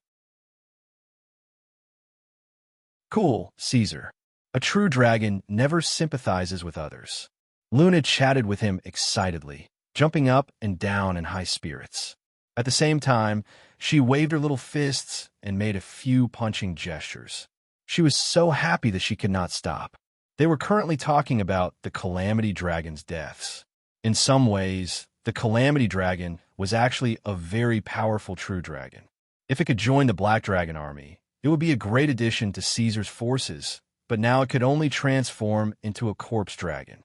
To be honest, after his anger calmed down and his mood stabilized, Caesar felt a little regretful. However, Luna looked very happy. He did not know what benefits the Calamity Dragon's death had for her, but the little girl's mood had been very high recently. She was cheerful and always had a smile on her face. This made Caesar feel a sense of guilt. It must be known that forest fairies were relatively kind-hearted creatures. Not long ago, when the Black Dragon ordered the slaughter of the greedy people outside the Stone Crow clan. Luna had advised him several times. She was quite sympathetic and could not bear to see those thieves and robbers die. But now, seeing the Calamity Dragon's death, not only was the little girl not sad, but she was full of righteous indignation. She believed that the Calamity Dragon deserved to die and that justice would prevail over evil in the end. Caesar could not help but wonder if he had broken her worldview. While chatting with the little girl, Caesar's eyes moved slightly and sank into the dark space. The Black Dream was as dark as ever. It was not until he reached the giant display cabinet that he could see light again. When he reached this position, he paused for a moment. In front of the display cabinet, there were two trophies about 5 meters tall. One was bronze, and the other was black jade. Of course, a height of 5 meters was nothing to Caesar. Even if the Black Dragon was on all fours, it would only be parallel to him, so the appearance of the large trophies did not affect Caesar's mood. In fact, he had already guessed that there might be trophies in the Black Dream, so he took the initiative to enter the dark space. Surprises should always be tasted last, so Caesar did not go straight to the Black Jade reward. Instead, he first went to the bronze trophy, lowered his head, and calmly stared at the words on the base of the trophy. Dragon Slayer, you killed your own kind with your own hands. Killing a true dragon doesn't seem that difficult. Reward, spitting weapon enhancement. As expected, for those things that are completed for the first time and are slightly difficult, most of the time there will be achievements. Caesar pondered. He was no longer a newbie who did not know anything. After such a long time of familiarization and exploration, he knew that although there were many types of rewards given by the Black Dream, and the completion requirements were vague, they were not completely untraceable. After repeated summaries, Caesar also knew a thing or two. At this time, in the spitting organ at the lower edge of his throat, a new sac was formed. It was also connected to the lower edge of his mouth through the special conduit. Due to the existence of the autonomous control unit, Caesar could clearly see the formation of the organ. It was a modification method that was completely different from his automatic adjustment. It was as if the creator had created something out of nothing. The new spitting sac was formed in minutes and seconds, and it began to secrete substances. However, unlike the 3 types of liquid stored in the sacs, Caesar could feel that the substances produced and secreted by the new sac were not liquids. Instead, they were light blue granules that were only the size of rice grains. Furthermore, within 15 minutes, they quickly filled up the sac and were close to saturation. There was no one around in the dark space, so Caesar decided to give it a try. After all, his attacks could not cause any damage to the trophy or the display cabinet. Thus, this guy took a casual breath and then opened his mouth. This time, what surged out of his mouth was lightning. Blazing chain lightning swept through the area in front of Caesar. The flashing electric fire illuminated the dark space, reflecting Caesar's glossy black face. This was the Blue Dragon's spitting weapon. Its power was probably even stronger than the Red Dragon's flame breath. It was known as the most powerful dragon breath among the 5 color dragons. The Blue Dragon was ranked second among the 5 color dragons, only below the powerful Red Dragon. This was closely related to their dragon breath. Now, Caesar also had this ability.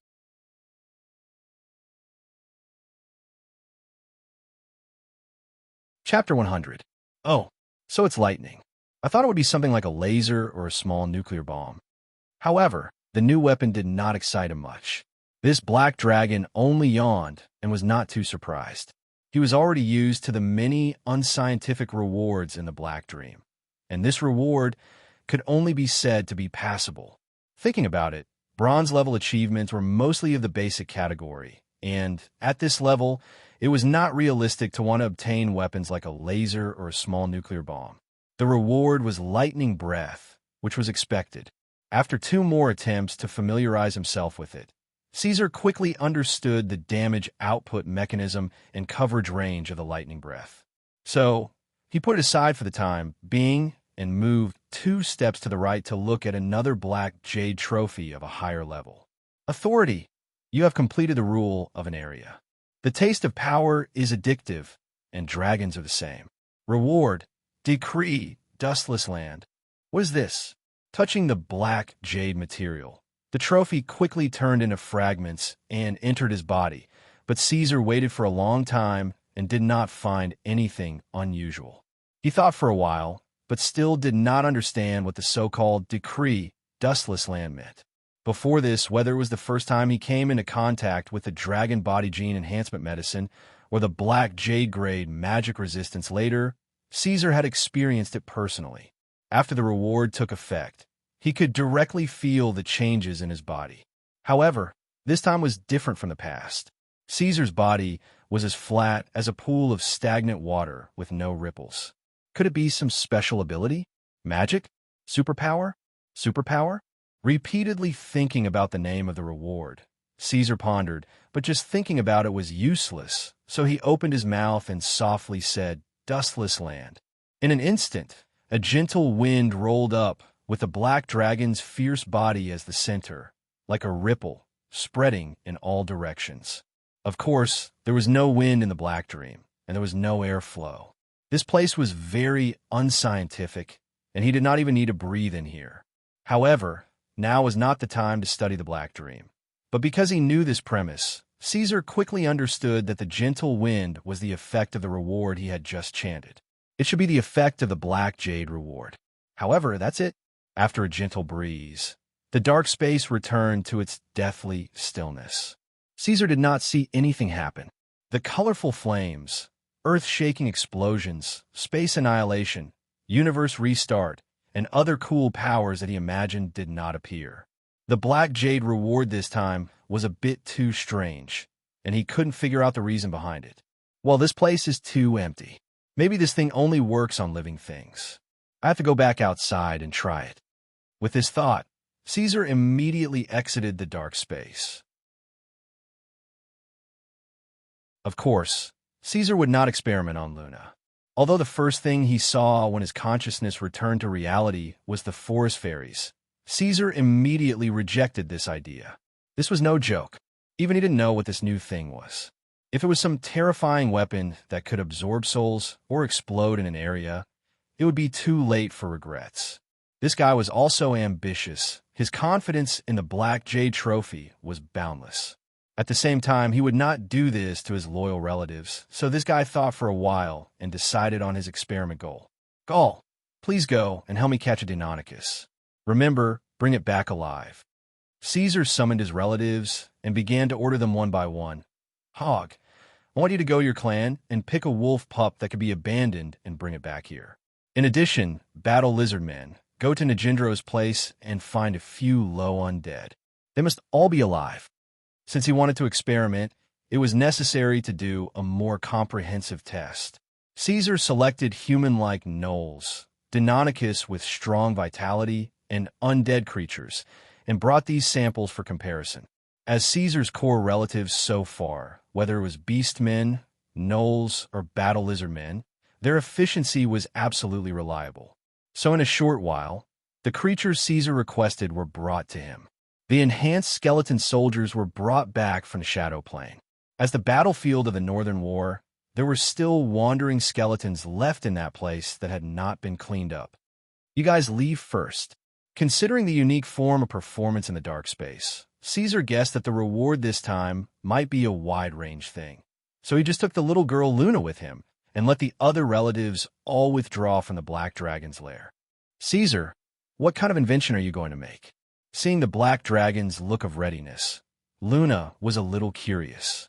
Reasonably speaking, now that the overall situation was settled, the Underdark was stabilizing and recuperating, Caesar did not need to put on such a serious face. Before this, she had seen the Black Dragon make summergrass wine, invent cards, and bake delicious food, so when she saw Caesar put on this face again, Luna naturally felt that Caesar might come up with something novel again. Shoo! Caesar gestured her to be quiet, not caring about the Deinonychus, gnolls, and undead. Instead, he carefully put the little girl in his claws to protect her. With the appearance of the fierce suppression, the Black Dragon did not need to specifically stare at them. These fellows who were forcibly captured by him did not dare to move at all. law, spotless land. Caesar softly chanted again.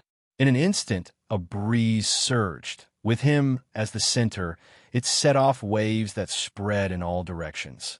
After that, as usual, nothing happened. The Deinonychus and gnolls appeared to be trembling in fear. However, their bodies were still fine. The soul fire in the eye sockets of the enhanced skeleton soldiers flickered, but they weren't affected in the slightest. What's going on? Caesar was shocked. He did not understand the specific effect of this thing. Could it really be just a breeze? Then, this ability was really strange. It was probably worse than the lowest level of magic. Even the wind summoning spell could beat this thing 10,000 times. This was a black jade reward. What a waste of this cool name. The black dragon who had a soul from another world was full of resentment. Caesar, what did you do just now? At this time, Luna suddenly called out. The little fellow popped her head out from his claws and clung to the edge of the black dragon's hooked toes. She raised her head and asked, "What's wrong?" Caesar's eyes flashed. He lowered his head and asked in a calm tone. The little girl's perception was abnormally strong. Maybe she could find something strange. The little girl climbed out of Black Dragon's claws and flew in front of him. Her beautiful little eyebrows were knitted together. She seemed to be a little confused. She said hesitantly, "I felt the magic flow in my body seemed to be sluggish for a moment."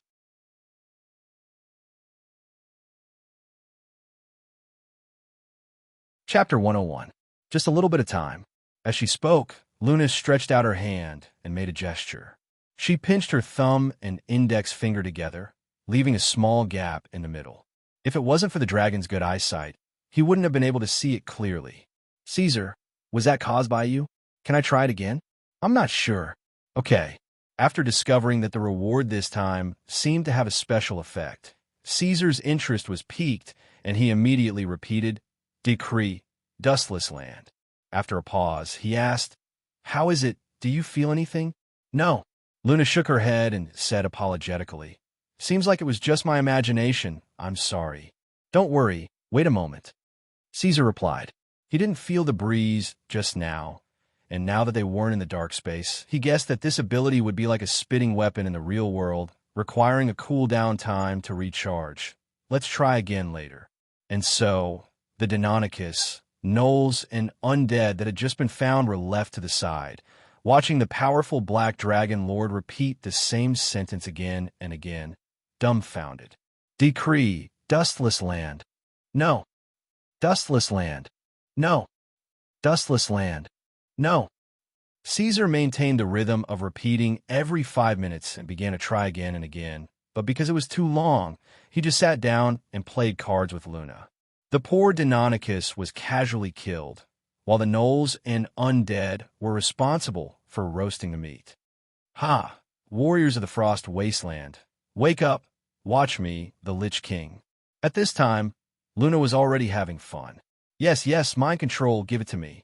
Caesar chewed on the roasted meat and took the opposite card, not forgetting to mutter at the same time, "Dustless land."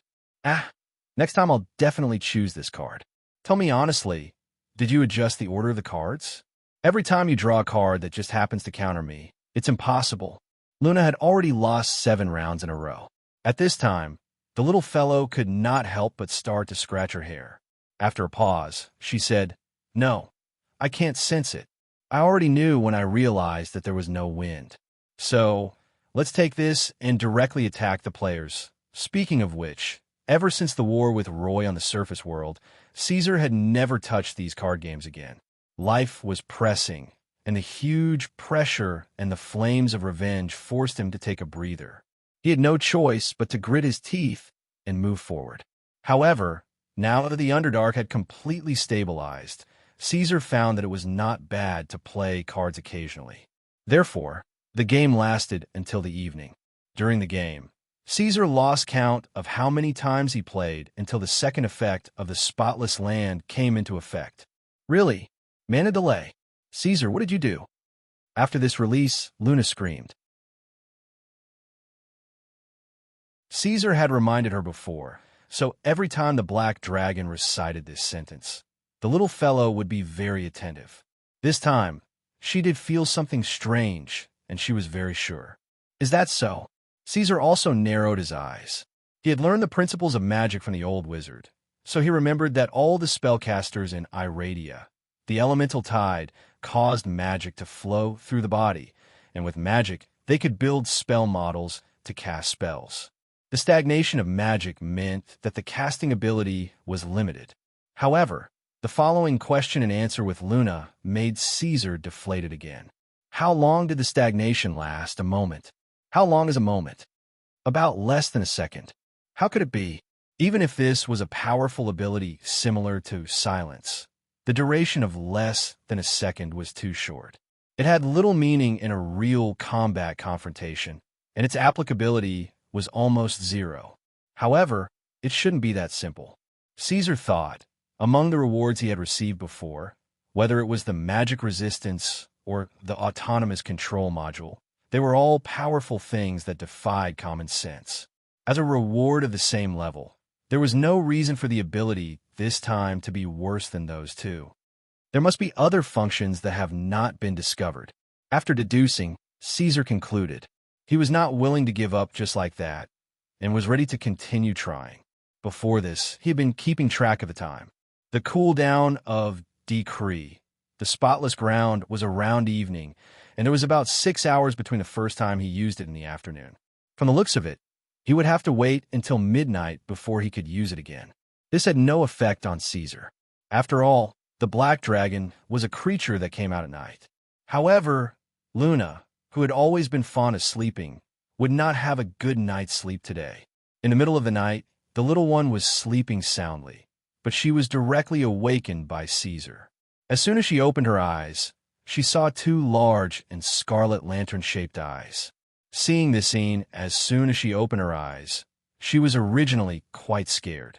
However, Luna was already used to it and did not feel anything. Sleepily, she forced herself to sit up. Caesar was a little guilty. He did not have the heart to wake the little one up, but if he did not understand the newly acquired ability, he would not be able to sleep well. Thus, he cruelly destroyed the little one's beautiful dream. Good girl, just for a while.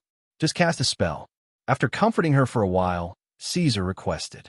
He guessed that the ability this time should be related to magic and wanted to conduct an in-depth test. You must have done it on purpose. You just didn't let me sleep well. Do you regret it after that female dragon died? The little one rubbed her eyes, yawned, and complained a few times. When she was completely awake, she began to mobilize the magic in her body. Light dance. The forest fairies were born with the ability to cast spells. Although they were very weak and could only cast some level S tricks and low-level entry-level spells, they were still spellcasters. They were much better than the black dragon, who did not know anything about magic. Colorful spots of light spread out between Luna's fingers. Light dance was a variant of illumination. It was the lowest level effect spell. It did not have any additional effects and was purely fun to look at. It was quite compatible with the forest fairies. And in Iradia, such spells could only be seen in the hands of some magic apprentices. Sometimes, they would also be used when performing tricks in between songs and dances.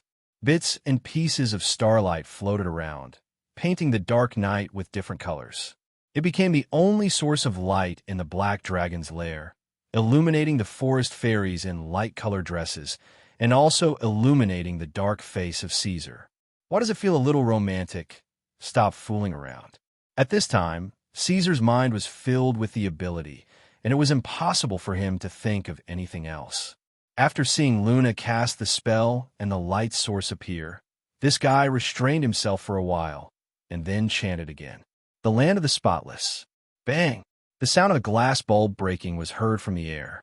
With a gust of wind, the tiny spots of light were instantly annihilated and disappeared without a trace. Light dance was eliminated.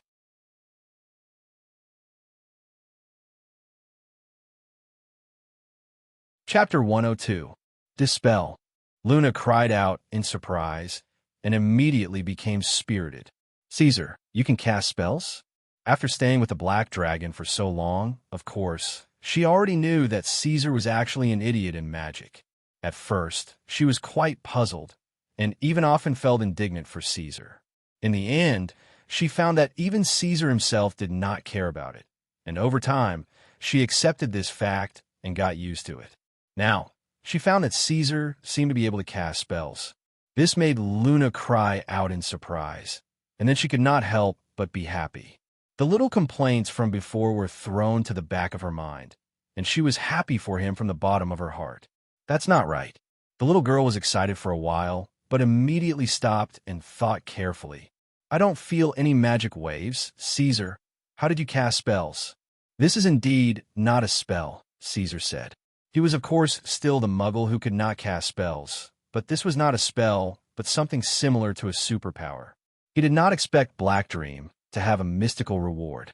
He stared at the disappearing light spot, thought for a while, and quickly understood. Regardless of whether it was day or night, he called the battle lizard men who were guarding outside and began to give orders. Go and bring a few liches. Forget it. Let Nijindro come together. The time to curry favor had come. Nijindro, who had just surrendered, naturally did not dare to delay. According to the Black Dragon Lord's orders, the Black Knight chose a few liches with the strongest spellcasting ability in the undead domain and rushed to the north, to the Black Dragon's lair. Under the situation of rushing at full speed, it would not take more than a few days to pass through the palm-sized Underdark. So, just as the morning of the next day, the Black Knight led his undead subordinates and arrived in front of Caesar. Now, I want all of you to cast spells and attack at will. Without any superfluous words and pleasantries, Caesar could not wait any longer and directly gave the order. Then, he looked at Nijindro and said, You too.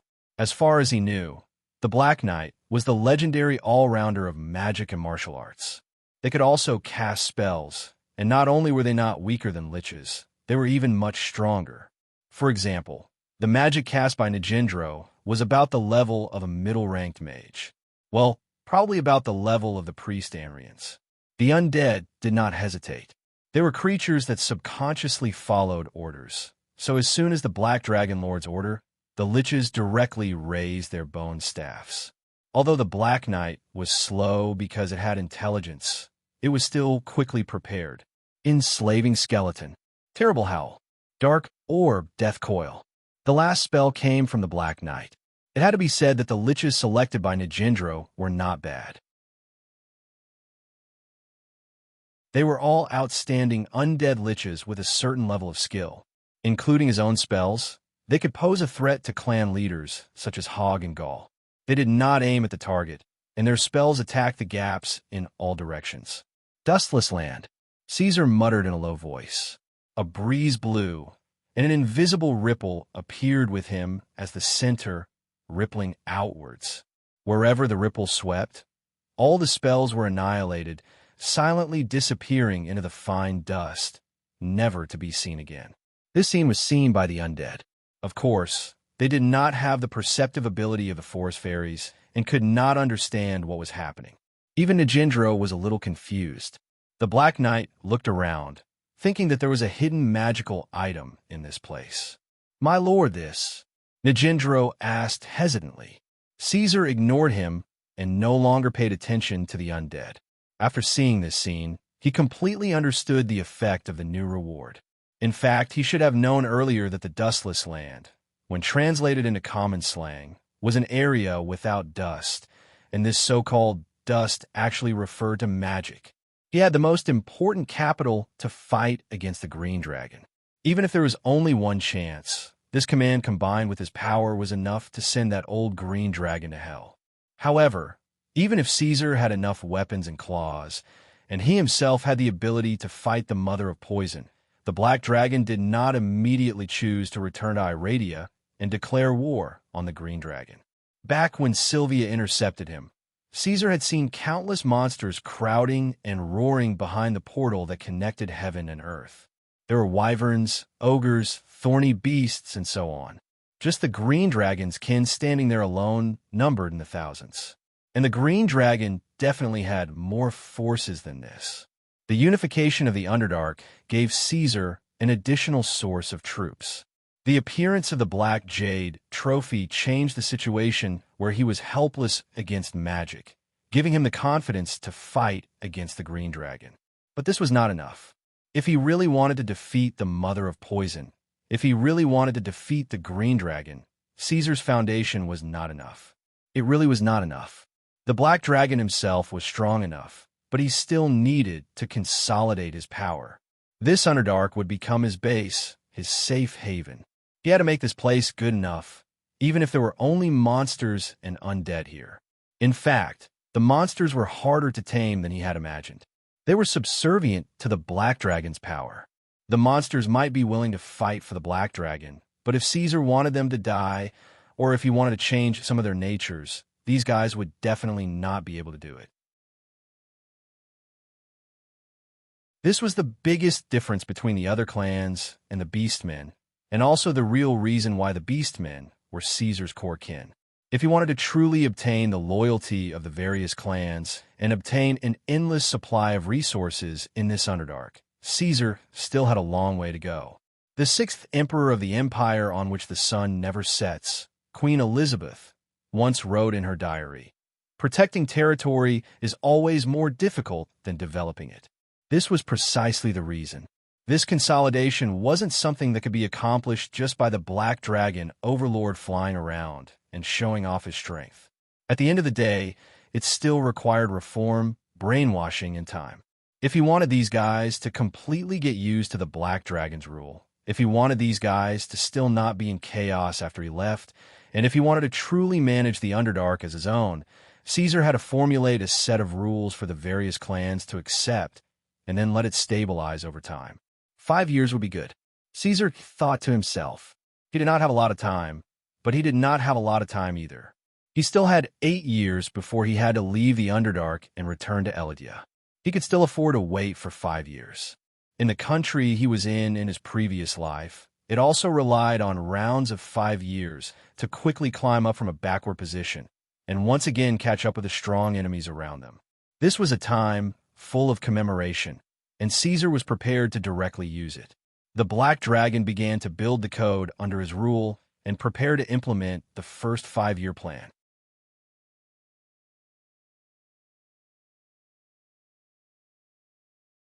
Chapter 103. Of course, Caesar did not have the wisdom of the great people in his previous life. He had been an ordinary person before, and it was impossible for him to become an omnipotent being after becoming the Black Dragon. Fortunately, the conditions in the Underdark were not like the country he had lived in his previous life. A small change was all that was needed here. The first thing that needed to be solved was the problem of food. Before the Black Dragon Lord's rule, the clans in various places had adopted the method of hunting and eating each other to solve the problem of hunger. This had caused the population of the clans in the Underdark to be maintained at an extremely low level, limiting their development and preventing their overall combat ability from increasing. Of course, this was something that Caesar would not allow. However, due to various reasons such as the soil and climate, the Underdark could not develop farming and agriculture. Caesar did not have any dependents who were skilled in this field either. Relying on farming rice and wheat for a living was definitely not feasible here. Of course, whether Iradia had these crops was still a question. To be honest, without food on hand, he was a little panicked. However, the good thing was that there were many species in the Underdark, and it was completely possible to develop a large-scale farming industry. After some research, Caesar finally decided on 3 creatures to try farming: horsegate lizards, steel bulls, and darkhorn sheep. These were all native beasts of the Underdark, and all of them were herbivores. Due to the special oxygen-rich environment of the Underdark, each of them grew very large. The largest adult horsegate lizard was even larger than Caesar, at 20 meters tall. It was the largest beast he had seen so far. Furthermore, these fellows had lower intelligence compared to other beasts, and were not as ferocious as ordinary monsters. In fact, there were no monsters in the Underdark that were not ferocious. It was just that they were relatively gentler and had the possibility of being domesticated. They would not stubbornly choose to give up their freedom and rather die, and then smash their heads against axes and hammers. If not for Caesar's suppression, most of the low-intelligence beasts would have done so. After finalizing the breeding animals, the Black Dragon Lord gave orders to the various clans under his command to capture Horsegate lizards, steel bulls, and darkhorn sheep on a large scale in the Underdark. The principle of strength in numbers was fully demonstrated. Very quickly, in less than 10 days, the mission issued by the Black Dragon Lord was nearing completion. Of course, the work of breeding would be left to the Beastmen. Clans like the Demon Hounds and the Battle Lizard Men would definitely not be able to do this work. Even Caesar was worried about the gnolls. Even though Hogg was in charge of suppressing the gnolls, he did not need to think to know what the gnolls were planning to do when he saw the way their eyes lit up and drooled when they discovered the gnolls. Fortunately, the Beastmen were honest, and loyal. The war between the North and the South did not cause any losses to the Beastmen, so the Stone Crow clan had enough manpower to complete the task. The Greenskin Beastmen were not picky about farming. They accepted the dirty and tiring work without hesitation. After understanding the requirements and objectives of the mission, they followed Caesar's orders meticulously. After familiarizing themselves with the task, the Beastmen of the Stone Crow clan even found enjoyable. In fact, there was another candidate for this job, the Wild Boar Men. After understanding this clan enough, Caesar also had enough confidence in them. Although the Wild Boar Men were stubborn and almost paranoid in some aspects, they had a lot of advantages. They were patient, careful, and reliable. They were the best choice for logistics. Caesar was not an omnipotent dragon. As a lord, he did not need to be omnipotent. He only needed to know how to use people well. As time went on, he would gradually analyze all the advantages of each clan. Then, according to the requirements of his strategy, he would assign them according to his needs. Therefore, the Wild Boar Men had other tasks to do. In the Underdark, the Black Dragon had found a kind of fern plant. After eating it, it could quickly make creatures enter a berserk state, greatly increasing their combat ability. After testing it, it was found that this thing was also effective on all the intelligent clans.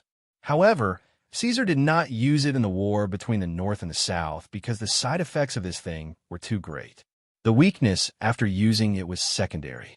The problem was that this fern would not only make creatures go berserk, it would also make them lose their intelligence.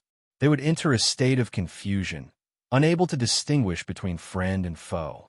They would tear and bite anything that moved.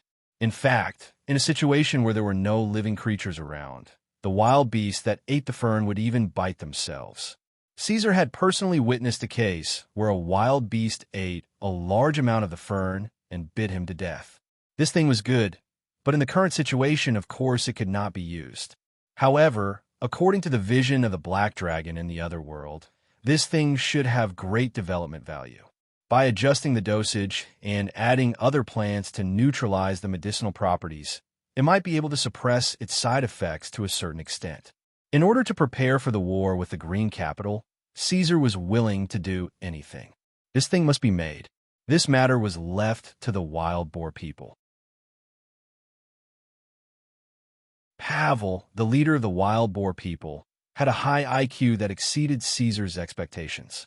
It was not inferior to Hogg and the Manticore, so the Black Dragon had great expectations for it.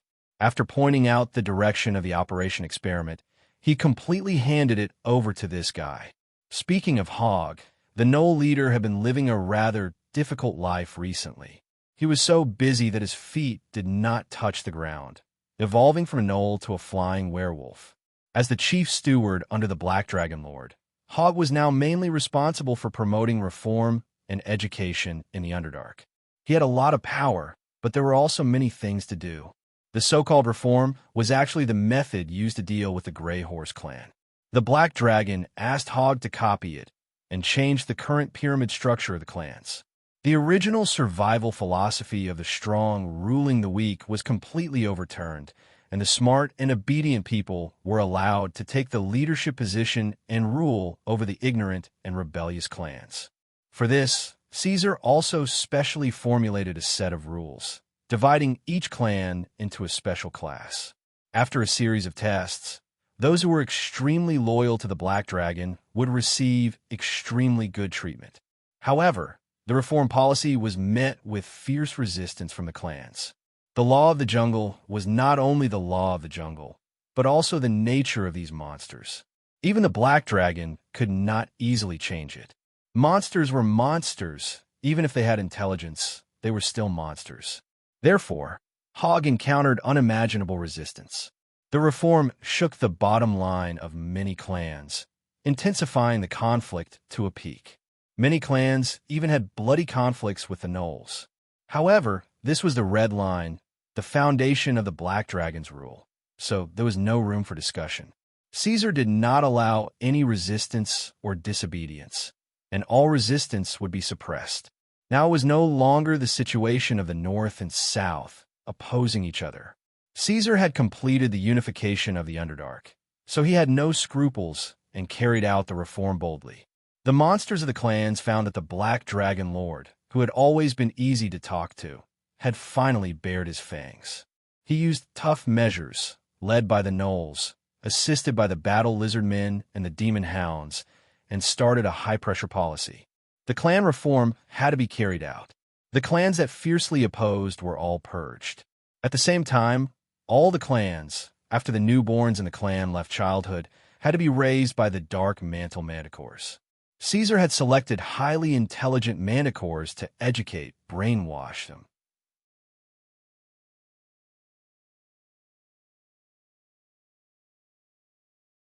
Chapter 104. Perhaps you should go and take a look, sir. The undead knights stood in 2 rows, then knelt down on one knee and remained motionless, as if they were statues cast from black iron.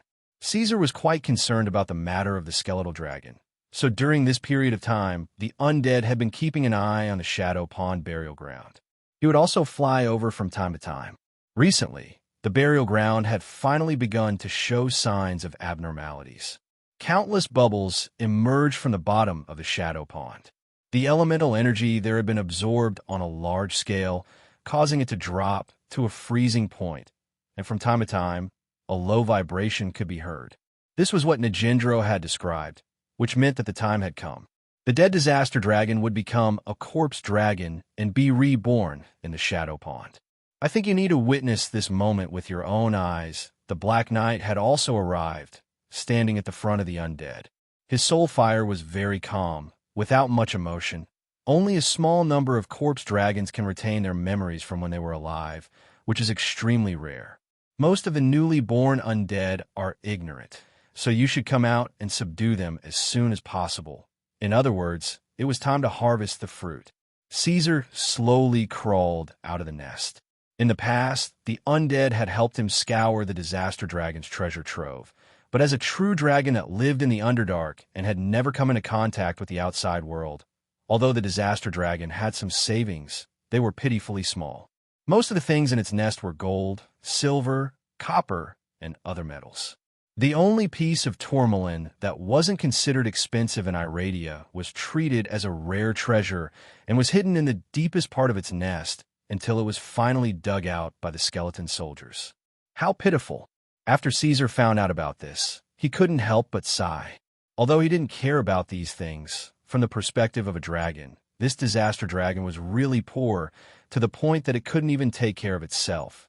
Perhaps the greatest torture for the disaster dragon in the Underdark was that it couldn't obtain any more treasures. This was the nature of a true dragon, so it was truly cruel. Of course, those things could only be used in Iradia's world, so they weren't important right now. In contrast, Caesar cared more about the disaster dragon itself. He wanted to witness the birth of the corpse dragon. The necromancy domain was still the same as before. It was deathly still and completely silent, and only the cries of decaying crows and the whimpering of ghosts could be heard occasionally, causing it to seem even more horrifying. Caesar did not change the ecology of the undead. The reason was that for the undead, strength and wisdom were a symbiotic relationship. Apart from the real high-level undead like Nagendro, most of the undead did not know what death was. Caesar's methods did not work on the undead at all. Therefore, the undead domain still remained the same, following the usual routine. This made many northern clans envious. Since there was a truce, many monster clans wanted to come and live here to avoid the Black Dragon's high-pressure policy. Of course, this was wishful thinking, not to mention the scarcity of food and the poison water in the undead domain. The Black Dragon had already given the order that the border between the undead domain and the north still existed. The Black Knight's undead knights will be stationed there. Apart from the 4 special clans, the Gnolls, Lizardmen, Beastmen, and Boars, no other clans were allowed to cross. In order to make it easier to manage, Caesar had already designated living areas and hunting grounds for each clan. Now that things had just improved and were gradually getting on the right track, they would not be allowed to be trampled on and destroyed. The oval-shaped building in the deepest part of the Shadow Pool was located next to the Blackwater Valley, between the Black Knight's Bone Hall and the graveyard. The Black Dragon spread his wings and flew in the air, while the undead knights followed behind him. This time, their speed was much faster than before, and they arrived at their destination in just an hour. The ancient Roman-style buildings still stood there. Caesar did not know whether the shadow elements had become thinner because of the absorption, but he could see that the surrounding temperature had become lower. This place was so cold that the building made of earth and stone was covered with sharp icicles that were half a meter long, hanging down from the edge. Many skeleton soldiers had a thick layer of frost on their bodies because they had not moved for too long, as if they were wearing heavy ice armor. The Black Dragon crushed the snow under his feet, his claws sinking into the frozen earth, and came close to the shadow pool where the bones were buried. The cold wind whistled, the hoarse sound of bones, and the strange movements at the bottom of the shadow pool were all heard by Caesar. Indeed, it was almost time. 100 days had passed, and the dead true dragon was about to revive. The Black Dragon's scarlet eyes stared at the dark green shadow pool, watching the bubbles that popped, broke, and swelled repeatedly. This wait lasted for a day. It was not until the dim light disappeared for the second time and darkness fell that the shadow pool became really active. The blue soul fire appeared sporadically. At first, it was just a small trace, but then it spread rapidly from the bottom of the pool along with the rain. Then, the whole shadow pool was ignited in flames. The ground began to tremble, and the layers of snow were completely overturned. The ice on the walls surrounding the building fell one by one, shattering when they hit the ground. The cold wind rose and died out, and finally became silent. "It's about to wake up." Nijindro stood behind the Black Dragon and whispered. The first thing that appeared was a huge bone claw with dark green pus flowing on it. It climbed directly to the edge of the shadow pool, and with a low whimper, 2 bear wings appeared.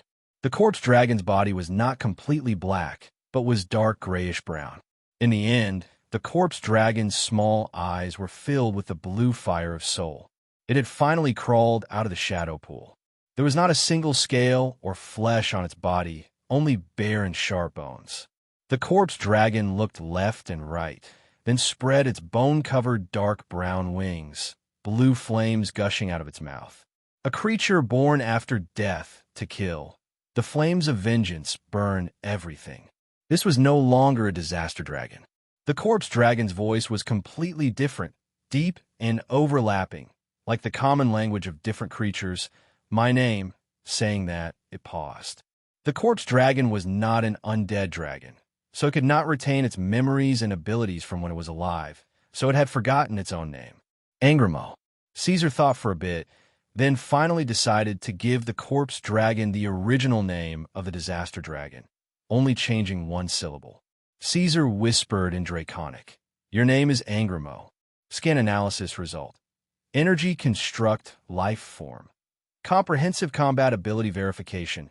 2 tenths. The value wasn't high, because the disaster dragon's strength wasn't its physical strength.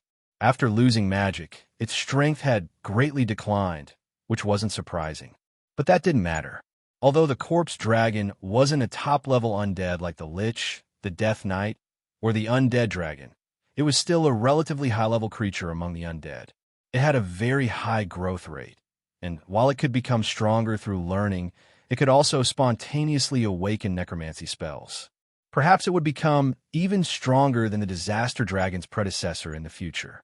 "Who are you?" The corpse dragon didn't directly answer, but instead asked in a low voice, "Grace, the existence that brought you back from the dead.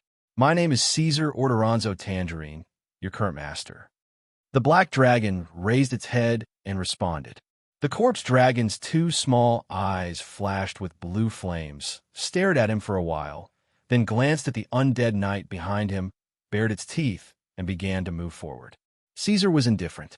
The newborn corpse dragon wasn't even a match for Nigendro, so it didn't even pose a threat to him. The corpse dragon approached, circled around the black dragon, and scanned Caesar from head to toe. Then, the soul flame in its nose moved, remembering his smell. Then, the corpse dragon stepped back again, finally nodded, and said gloomily, "Thank you, Father." Before Caesar could respond, the corpse dragon spread its wings, flapped its blue flames, and soared into the sky, roaring in a hoarse voice. "My name is Yuga Angramo Tangerine, daughter of the true dragon Caesar Orderonzo. All the undead shall submit to me."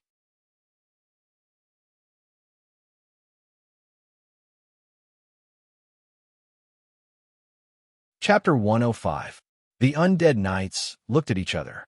The newborn skeletal dragon was not strong, but it was quite ambitious. Nothing had happened yet, but it had already started to act pretentious in the name of the Black Dragon Lord. It added the surname of Tangerine to itself and called itself the daughter of the Black Dragon Lord. At that time, Caesar had clearly said, "Your current master."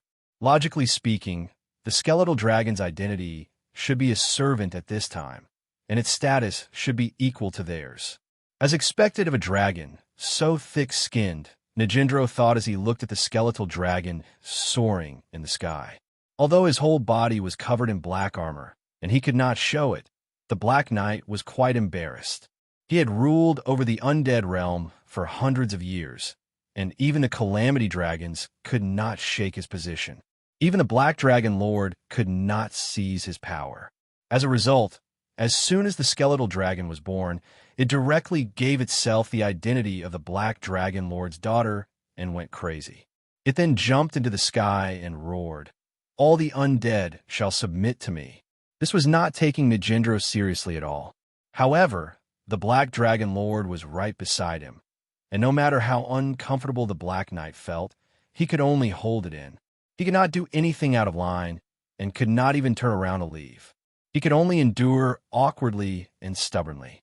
What was even more awkward was that under his expectant gaze, the Black Dragon Lord did not say anything.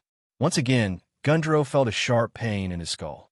In fact, Caesar was also in a daze. He did not understand what the skeletal dragon was doing, and he was a little confused. According to the physiology of dragons, he was only an 11-year-old dragon whelp, and he did not even have a sexual life. How did a daughter suddenly appear out of nowhere? Becoming a father in an instant, it was a little hard to accept. However, Caesar also knew that there were many species in Iradia, and many of the concepts here were different from his previous life. In the mouths of some devout believers, father was a word used to express respect and did not refer to direct blood relations. That was probably what Angramo meant. However, it was unavoidable that the skeletal dragon had used Tangerine in its surname. Therefore, it was not as simple as a pious name. Who knew what a newborn skeletal dragon was thinking? It was a little too jumpy. Considering that a newborn skeletal dragon was equivalent to a human child, Caesar gave it some thought and did not pursue the matter of naming it. He was not a pure true dragon, so he did not have the obsession of a true dragon to regard a name as an honor or even life. No one would really think that an undead creature like the skeletal dragon could be born by a black dragon, right? Nigendro. After staring at the skeletal dragon Angramo for a while, Caesar turned his head and turned his attention to the Black Knight. He originally wanted to arrange matters regarding the skeletal dragon, but when he saw the awkward look on the Black Knight's face, he could not help but pause. As a lord, Caesar's EQ was not bad, at least above average. Therefore, he only paused for a moment before he quickly understood that Nigendro was distressed by the skeletal dragon's declaration. The power change among the undead was very simple. Whoever was stronger was right. The low-level undead obeyed the higher-ups unconditionally. If the skeletal dragon was now more powerful than the Black Knight, then Nijindro would directly hand over the authority without a trace of hesitation. But now it was not the case at all. The newborn skeletal dragon was not much stronger than those undead knights, but it wanted to rule all the undead in the name of Tangerine. Of course, those who had connections would not be favored by them. Don't worry about what she said. Caesar changed his words. He had to solve this matter first. Follow the rules of the undead. He had considered it before. Because of special ecological reasons, the basic level of the undead world was unintelligent. Caesar did not intend to bring the changes in the north to the undead domain. Of course, he would not change because of a skeletal dragon. He would just tell the Black Knight to do what he should do. I understand. Nijindro, who had received the king's verbal instructions, was relieved. Power was only one aspect. It was more about abiding by the rules of the undead. That was the benchmark that was set when they were created. The undead were not like those living creatures. Once the bottom line was shaken, it was likely that the entire system would collapse.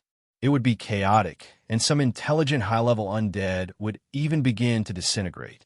You don't have any plans for the undead domain in the near future, so please help me teach her. Impart some necessary knowledge and necromancy spells, Caesar continued. Teach. The Black Knight paused when he heard this. He moved his gaze away from the black dragon and turned to the skeletal dragon soaring in the sky. Don't you intend to bring it back to the north? My lord. No, Caesar said, I'll leave it to you.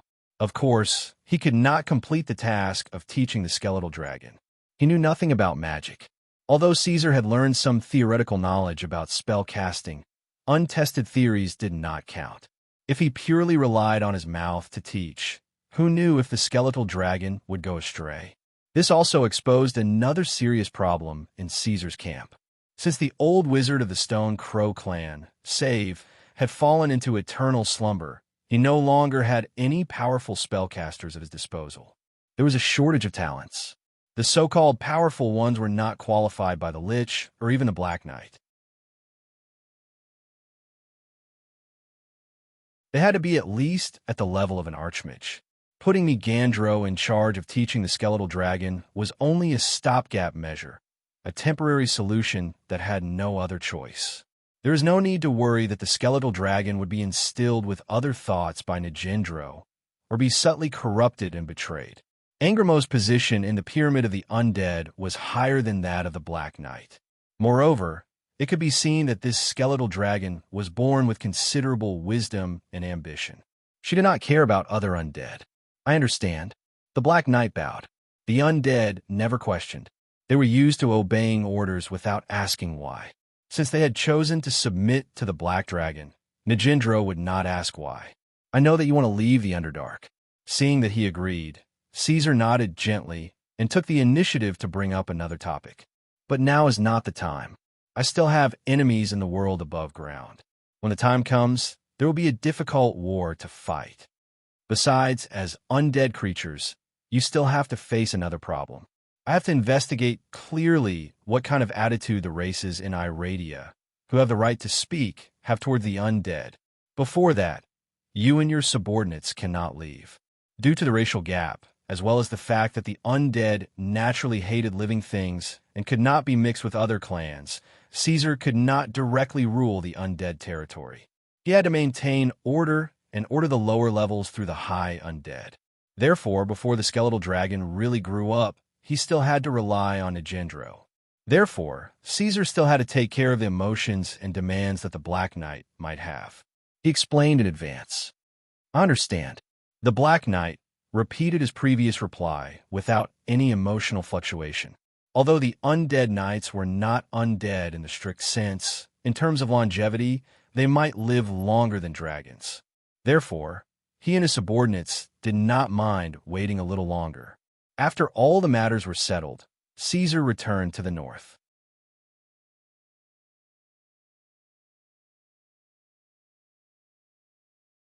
Chapter 106. In the blink of an eye, 5 years had passed.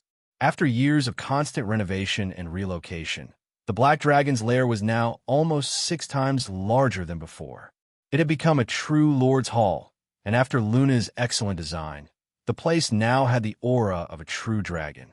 In fact, Caesar had always said that there was no need to care about his doghouse, because he would have to return to the surface when the time came. The Underdark was a place that Caesar had reserved for backup, and could be left to Angramo or Nigendro. Of course, the prerequisite was that the Black Knight had to be loyal enough, or he would not be able to compete with the skeletal dragon. However, the suggestion of refusing to renovate was strongly opposed by the Forest Fairy. She said that Caesar had already grown up, and the Black Dragon's lair should at least have some semblance of a Lord's Hall. Otherwise, if even the king's palace was in tatters, how would his soldiers be willing to fight for the king? Because of the little fellow's persistent nagging, Caesar even felt that it made some sense, and finally let her go, giving the little fellow who had been bored to the point of irritation over the past few years something to do. In fact, Luna was so bored that she set up something like a temporary meeting, pulling in Gaul, Hogg, Pavel, and even a Manticore leader. And their first topic was to discuss what kind of title to come up with for the Black Dragon Lord. For this, the little fellow even specially asked for the Black Dragon Lord's opinion. The reply she received was, "Idiot, Luna. It was better to create a title as late as possible. Don't think that it's very impressive. It was fine if a good dragon did so, but an evil dragon's act of giving himself a title was tantamount to breaking a mountain and establishing a staff." Caesar did not want to cause any unnecessary trouble. After all, in the history of the Penishade dragons, there were many cases of them being inexplicably slaughtered because their titles were too ostentatious. There was an endless stream of righteous yet brainless warriors, and they were never tolerant of evil.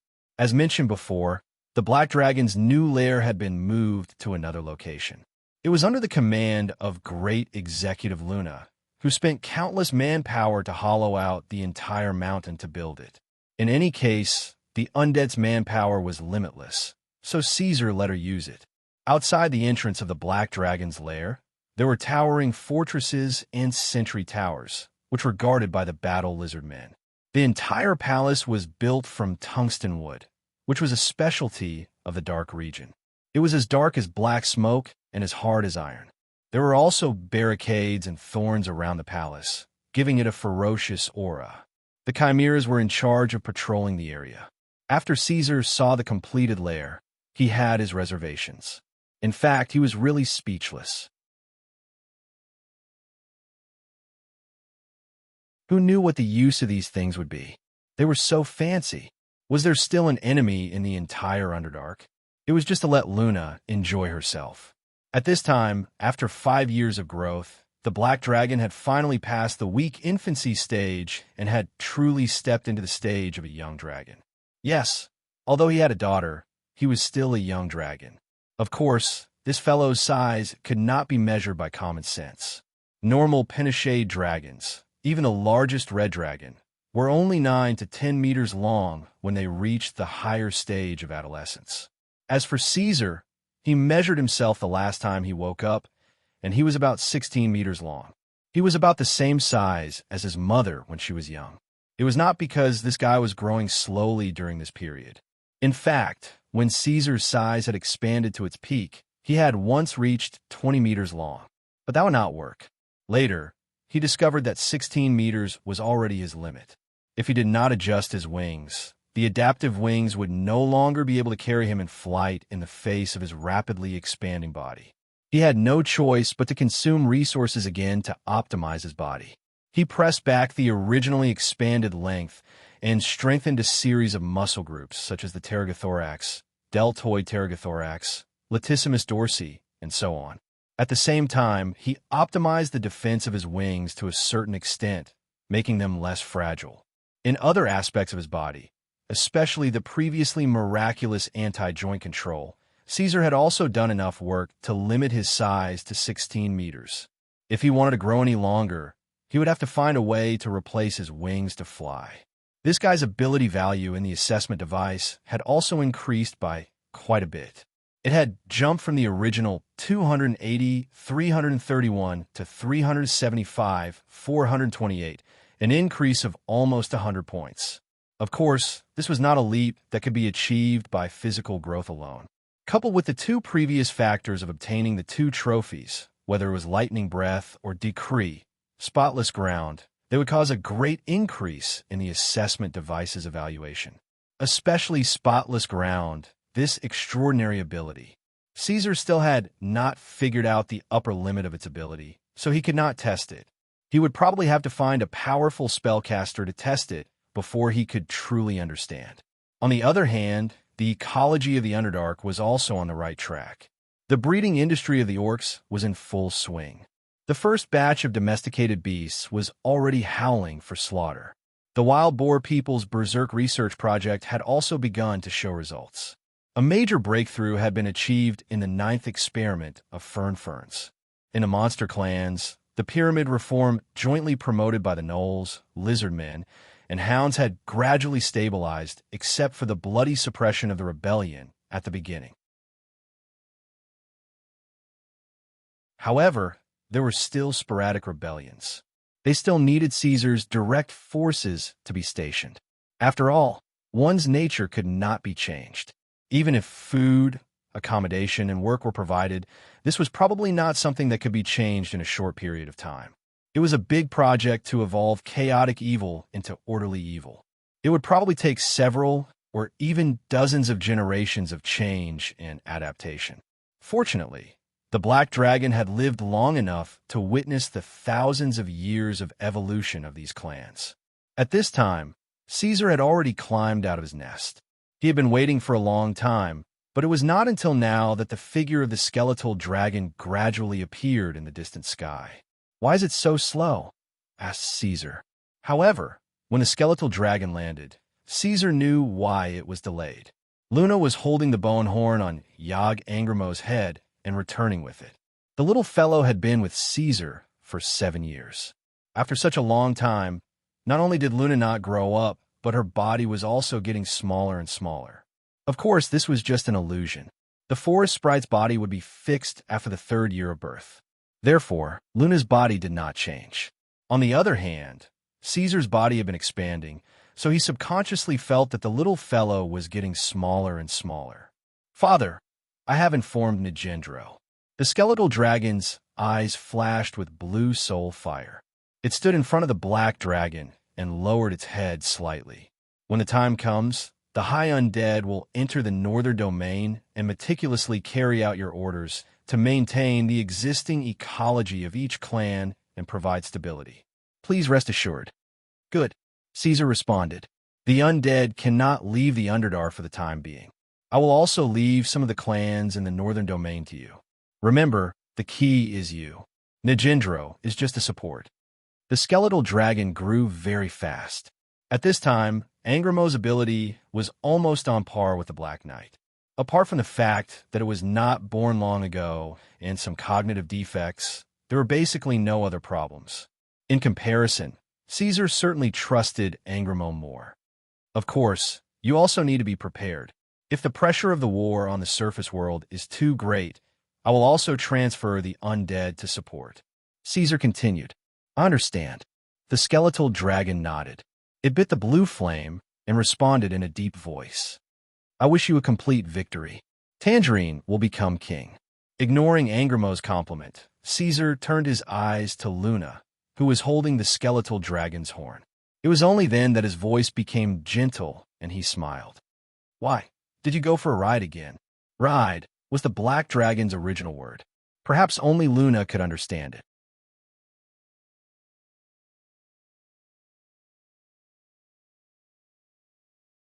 Chapter 107. You're not playing with me. Luna let go of Angramo's horn, jumped down from the skeletal dragon, and then skillfully climbed onto Caesar's neck. "You only know how to sleep all day long.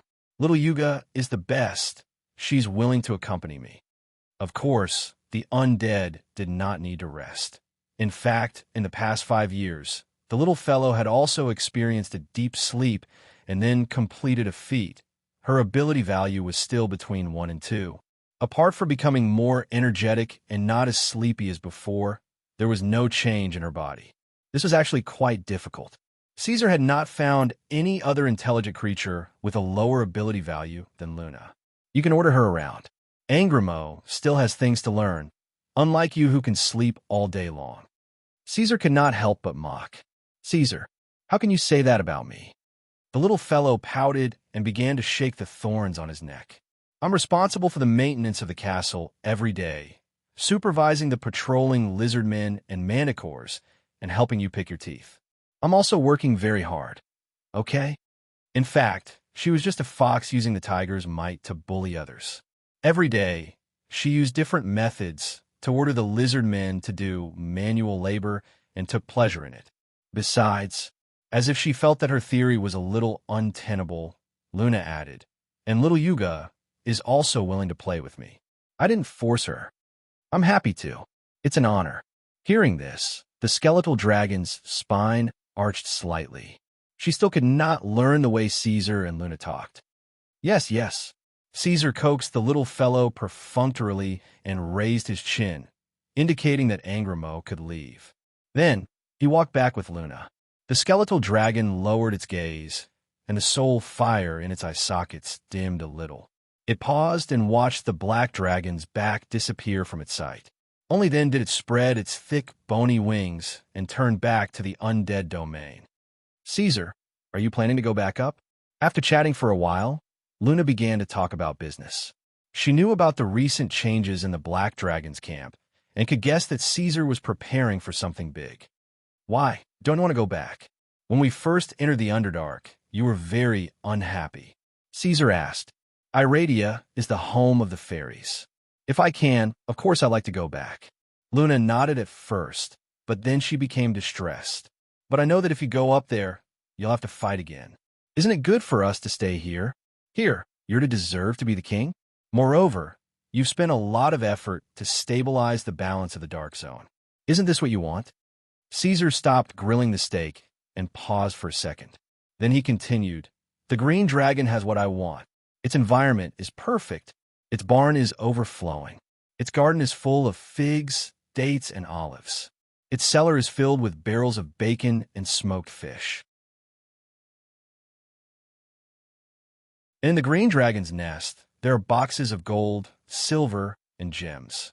She also hid many magical items that the green dragon plundered. Caesar said calmly, I need those. Is that so? Luna slid down from the black dragon's neck and flew in front of him. Although you're only a little smarter than me, you should be one of the smarter ones among the Penishade dragons in Iradia. She stared straight at the black dragon. This time, she wasn't trying to be cute or funny. Instead, she said seriously, now that you have power, it's easy for you to accumulate treasures and stuff like that. You'll soon be richer than the other true dragons. In the end, she concluded her analysis. You're lying to me. The steak was ready. Caesar stopped the flames in his mouth and cut a corner of the steak with his claws. He handed it to Luna. Then he slowly raised his head and looked at her. All right. After a while, Caesar said, this is indeed only a secondary reason. There's only one ultimate reason, revenge. The black dragon bared his teeth, his red eyes shining. I want Sylvia and Roy to die. For save.